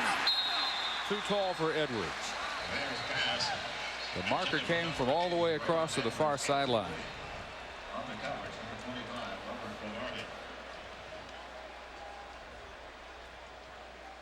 Michigan's had only 2 penalties for 8 yards. On the offense, not enough people on the line of scrimmage. You've got to have 7 men on the line of scrimmage. Yeah, well, you can have more than that, but you cannot have less. So that means some tackle or tight end or some receiver back off the line of scrimmage when he was supposed to be on. And a terrible time to make a mistake like that. Penalty was declined, so it's now 4th down. They'll try the field goal. Yeah, they called it on the right tackle, Tony Pate. And he's a veteran. He should know better. Not a good time to make that mistake. This will be a 33-yarder for Adam Finley. Navarre to hold it. Good snap and hold. The kick is good. And in case you wondered if there were many Michigan people here, you don't have to wonder anymore. There they are. You don't see them, but you sure hear them. Florida must score a touchdown and a 2-point conversion. They have 2:20 to work with.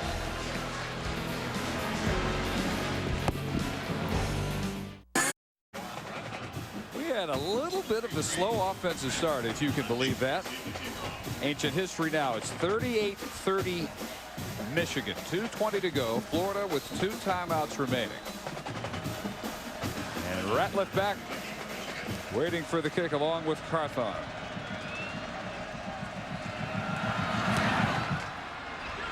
Kicks have been unreturnable with that wind all day. This one will come from the 3. Ran Carthon past the first wall, and the Gators will start 73 yards away. Well, let's look back a little bit before we look forward and go. The 2-point conversion that Florida tried out of the muddle huddle and failed to get. So now they're in a position of scoring a touchdown, and if they were to just kick the extra point there, would just need the extra point. Now they'll need the 2-point conversion to go along with it. So time will tell if that play will come back to haunt them a bit. That's right. That muddle huddle is a numbers thing. If you think you got them outnumbered, you call it and go for it. Didn't work. Somebody made a mistake on the count. Michigan has not turned the ball over. Florida, though, near 500 total yards. They're at 475 as this drive begins with a completion to Aaron Walker, the tight end. He has a touchdown on his afternoon and about 8 yards here. Shante Orr, number 53, with the pressure. He's the leading sack man for Michigan with 10. Graham, it's the first tackle driven down by Charles Drake. That'll stop the clock with a first down at 1:44 at the 44. Michigan not moving too fast on defense and adjusting. They had a lot of guys kind of running around there, and that ball was snapped on them, and they got gashed for it. This half, as most of the year, Grossman's favorite target has been at the bottom of your picture, Taylor Jacobs. Grossman with nobody to find, and on a safety blitz, Cato June Saxon. You can expect Jim Herman to do a variety of blitzes, trusting his trusty corners in man coverage, and in that case, for the first time in a couple of quarters, Taylor Jacobs was man covered. Jackson was all over him, and that's who Grossman wanted. He was coming across the field, and he's accustomed to Jacobs being able to shake defenders. Not so with number 3, Jackson, who's had a great day. Next to last timeout called by Florida. Well, we have had these great aerial shots of the Outback Bowl today, courtesy of our friends at Outback Steakhouse. The Outback Steakhouse airship, the Bloomin' Onion 1, provides aerial coverage for sporting events across the country. And in just terrific fashion today. Gators down to their last timeout, minute 23. They have not come from behind at the half to win a bowl game since the 1969 Gator Bowl, when they trailed Tennessee 10-7 at the half, won 14-13. Been a shootout with the Wolverines today. Both teams well over 400 total yards. Florida now at 490, including 313 through the air. Graham has carried for 120 and 2 touchdowns. 2 turnovers have been tough to overcome. Grossman to keep and run out of bounds with a late flag coming by Hobson. Absolutely, it was Hobson has got to pull off, and I gotta say it, dumb. You cannot make that mistake at this part of the game. This is a senior. This is the leader of that defense. You're coming over to make a play. He's running out of bounds. You got to let him go out of bounds. As much as you want to stick him, you've got to pull off. And he is well out of bounds. He first gets hit by Chanteor, and then clearly 2-3 yards out of bounds, he takes a lunge at him. Well, let me give you the flip side of that. There's no excuse for the penalty, but there is a reason for it. You're so tired. You've made 10 tackles. You're running all over the field. You just don't know where the sideline is. And you should, but you just don't, so you hit the guy. A huge help for the Gator drive from the 37. Jacobs scampers out of bounds, should have another first down. He's right at the marker in front of Marcus Curry. Now, man coverage doesn't indicate that they're going to go up top and score a touchdown on you. It does indicate that the man who's covering somebody like Jacobs, which in this case was Marcus Curry, has to give him a cushion because he had no deep help. That means you can throw the out. Grossman saw that, took advantage. This season, Florida State football coming up next. 1:10 to play. End around. Ratliff reverse into the hands of Vernell Brown, and he's in trouble. Gets off a desperation pass, which is intercepted. Hobson cut down by Brown, who threw it. A 42-yard return of an ill-advised prayer. Vernell Brown, a high school quarterback. And Ron Zook decided, let's try and go up top with an exotic right here. Well, there's the penalty first, what gave Florida 15 more yards. You remember number 95, Elaine Kashama, who got chewed out after losing contain on the previous reverse. This time he did a great job. Made the pass flutter up in the air. Hobson redeems himself. I'm sure he was feeling awful getting that penalty. Redeems himself. And I guarantee he was tired, because, Bill, if he wasn't as tired, he'd have cut back and scored. He had 3 guys out in front of him. He was glad for somebody to knock him down. Exactly right.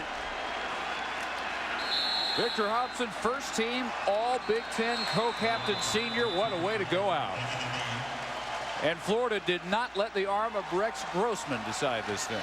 I really believe when you got a guy like Grossman, Florida taking their time out, and you're in this situation, you got to trust his judgment and his arm. Our Capital One players of the game.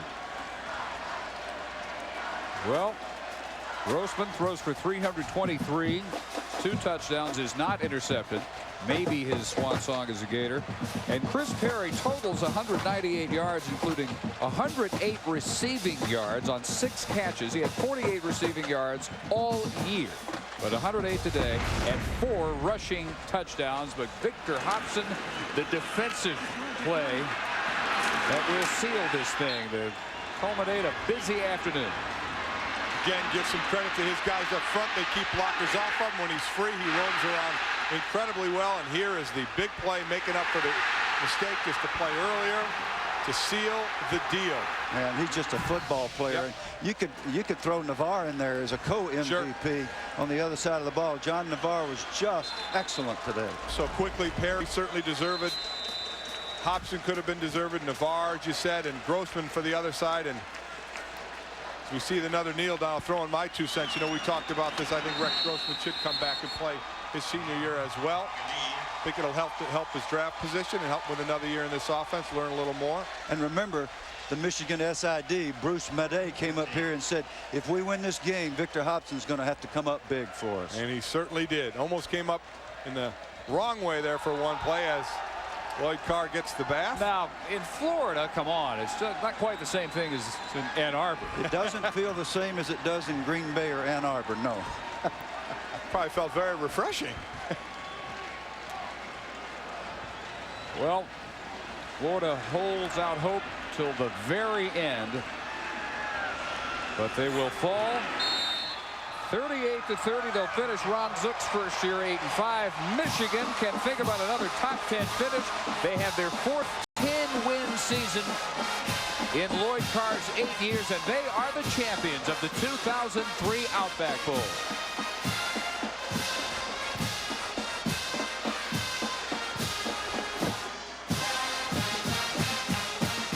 John Navarre, career day, 21 of 36, 319 yards. He's with Michelle. All right, John, wow, what a finish. What is going through your mind first after that penalty and then after the interception? You know, the penalty killed us, and but I knew our defense would still stand tough, and that play just, you know, broke it open, and you feel a big sigh of relief after that play, and you knew it was over. Early on in this game, Florida's defense really kept you guys at bay, and then in the second quarter, some terrific drives were put together. How did you finally solve their defense? Well, we had to settle down. We had to, you know, figure out what they were running. We went at halftime, made some adjustments, and we put it together. All it was execution. We had to stop the penalties. We had to catch the ball, and we did the right things we needed to do. Coaches did a great job and had some great drives. A career day both for you and for Chris Perry. What did you expect coming into this game? I really, a lot of people asked me that. I really didn't know what to expect. I knew it was going to be, we're going to have to feel each other out for the first, you know, quarter or two. And once we did that, you know, I knew we were going to play some good football because we've been practicing forever. I know you guys talked about a 10-win season and a strong finish.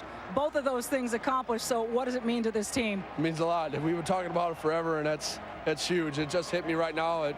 That's a big echelon for us, and it's a great season for us. And we're going to take this momentum and keep going next year. What a performance. Congratulations. Thank you. Dave, back to you. All right, Michelle, that's 4 10-win seasons for Lloyd Carr. They won it 38-30 here in Tampa. Coming up next, the season, Florida State football.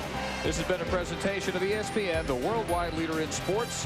For summaries and stats of our game, log on to ESPN.com, your home for college football on the internet. For Mike Golick, Bill Curry, Michelle Tafoya, our entire ESPN crew, Dave Barnett, happy New Year. So long from Tampa.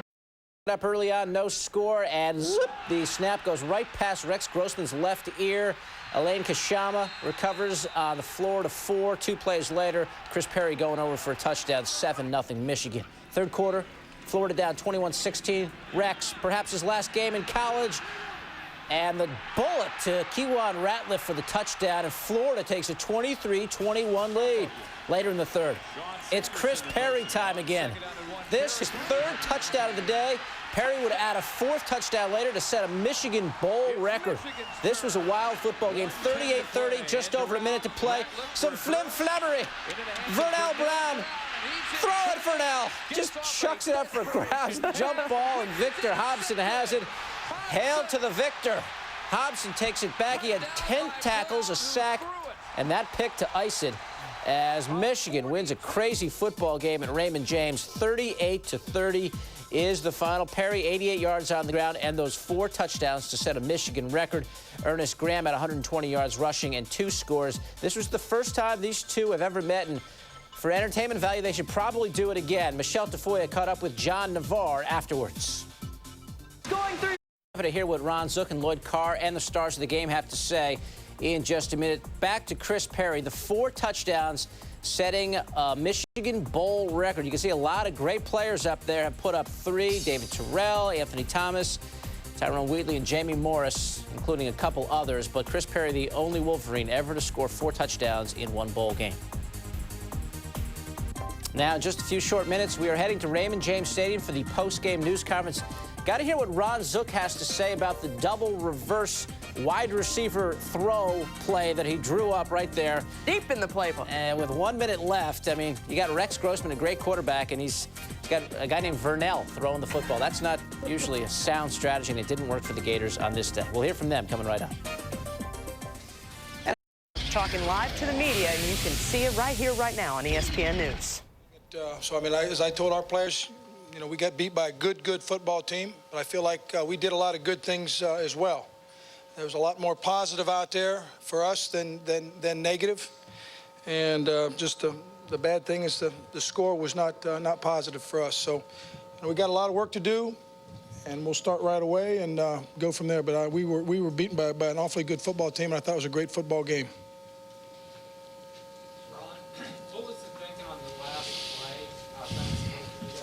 Well, that was when they talked about that, and you know, that was my first question as well. But it really we've been getting a lot of all man coverage that whole series, and Rex was going to be open. Rex, you know, when you're in man coverage, you know, you don't account for the quarterback, and at that point in time, I felt like it was a good opportunity to do it.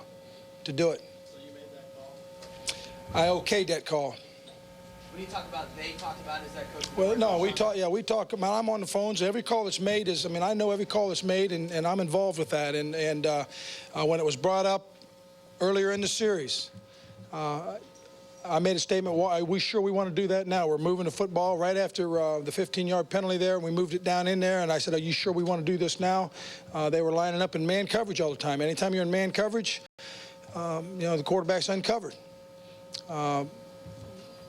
You know, it's something that we've worked on quite a bit. It's not something that was just a new play. And you know, sometimes when you do plays like that, sometimes they work, sometimes they don't.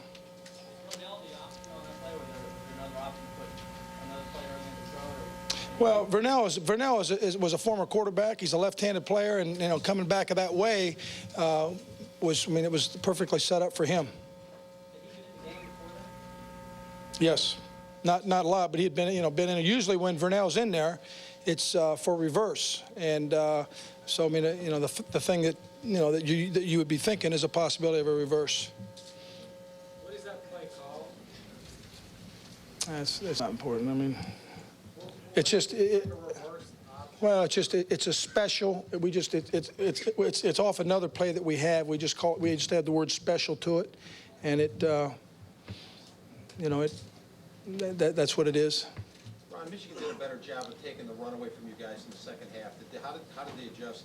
Well, I don't know if they did a very good job. But I think the one thing that we were in a situation where we were throwing the ball more, and we were not we didn't have the luxury of being able just to run the football. So when we were down by 2 scores, I mean, we were throwing the football more than running. So really, you really can't say that, because I thought we ran the ball extremely well. I mean, we had what we have 180 yards rushing.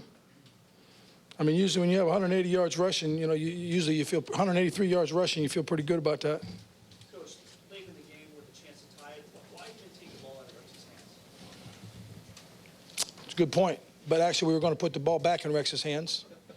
And, once again, I mean, the thinking there is it's... John Navarre and his guys knock it off Florida 38-30. Let's hear what he has to say. But, I think we made a great play with penetration and stopping the timing of that play. Is there a play in the Michigan playbook that... If your offense had gotten out this rough a start a year ago, what do you think the chances are you guys would have pulled yourself out of it and put up 5 touchdowns? No, it's hard to tell because I think this game, it was different. We had some great field position, and we capitalized on it. And then we did a great job in the red zone.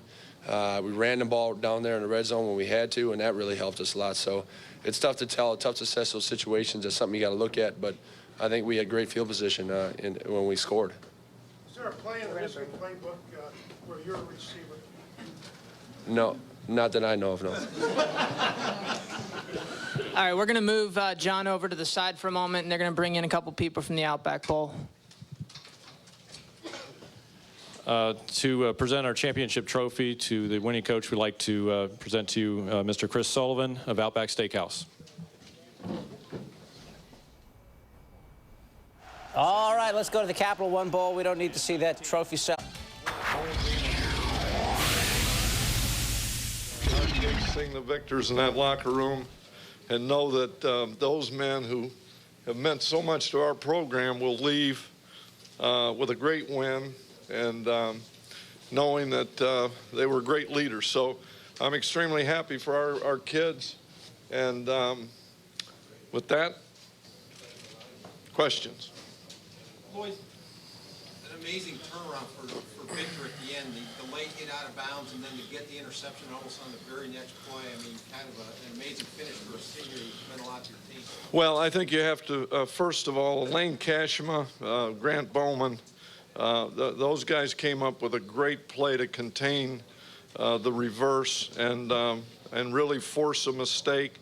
And of course, Victor did come up with a play. I didn't know if he could. I knew he was fast, but he looked pretty fast to me running down those down that sideline. But let me say this. You know, even had things gone badly for us after Victor's penalty, that penalty was not a dumb penalty. You know, it was it was aggressive penalty. I think he in the pursuit of Grossman, who, by the way, I think is an unbelievable quarterback, a tremendous competitor. I knew he was good, but when you stand down on that field and watch him play, I mean, you know, you're playing against a great competitor, a guy that can do a lot of things. But so I you know, penalties, you always hate them because you're always going the wrong way when you have them. But I don't think that was a bad penalty. You often talk about getting a yard in the deal. There were a few times in today's game where your line really came through. Another step in the evolution? Well, I thought Florida did a great job early, and you know, that's normally if you. I thought we had a will to run the football, which I think you have to have, and I thought we had patience. I thought Terry did a good job, and our coaches did a great job with the game plan. But I thought eventually we would be able to run the football, even though there was a period there about halfway through the second quarter where I was about ready to abandon ship and say, well, let's throw it every down. But we put a couple passes together there, hit a screen pass, and ended up getting back into the game. But at that point, Florida had done a great job against the rush, and they had done a lot of good things in that game. Lloyd, Chris being more you today, maybe the numbers could even show. Pardon me? Chris being more you today, maybe even the numbers would show. Chris Perry? Chris Perry has had an outstanding season. He's, you know, I don't care if you're where you're at Michigan. If you're a tailback, if you're a quarterback, for some people you're just never good enough. But Chris Perry's good enough for me. He's good enough for our team. He's had a great year. You gain over 1,000 yards in that conference, and against the schedule we played, you're a damn good back. Lloyd, you had 4th and goal from the 1 in the first half. Book probably says kick for 3 and be happy with it. You got the touchdown. Is that just a gut? We're going to go for it today and think we may not? I told our team this morning that we were going to play to win. We got the ball to the 1-yard line, 4th down, we were going. And you had to, and that goes into some of the things that we hope to be able to do. But and I give them credit because when you tell a team something like that, you hope they'll rise to the occasion, and they did. Talk about having to play against the no huddle and adjust to that pace early. Well, I thought you know, Florida gives you so many problems in terms of their personnel substitutions and formations. I was disappointed. They ran the football much better against us than I thought they would, and I think that allowed them to keep us off balance. But the no huddle is tough because, you know, from the time you're 7 years old and you start playing the game, you get in the huddle, and the linebacker tells you what to do, and then you see them come out of a huddle. So it gets you out of a rhythm. And I thought our coaches had a good plan, and I thought our kids. There were 2 plays in there that really bothered me in the first half. They hit Carthon down the middle, and we missed a tackle, and that play led to a touchdown. And then they had a run. Graham got outside the defense that led to their, I think, the second touchdown. Those 2 plays, with the exception of those 2 plays, I thought our defense really did a good job eliminating big plays. Of course, the third touchdown was a long pass, but I thought Rex made a great throw, and you know, sometimes the other guys are going to win. Floyd, when you look back, how do you think you'll remember this team? What is this team about to you?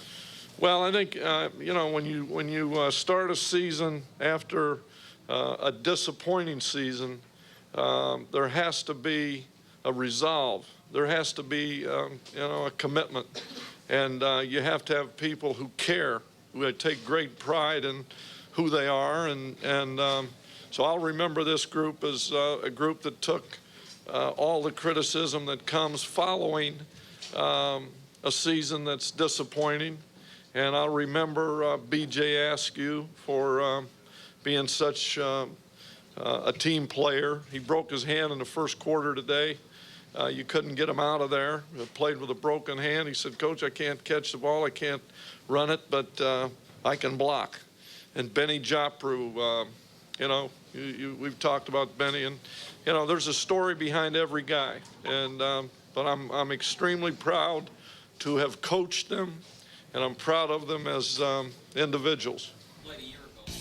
Lloyd Carr getting a little emotional there, talking about some of his seniors. Chris Perry, what a game for him. His 4 touchdowns sets a Wolverines bowl game record.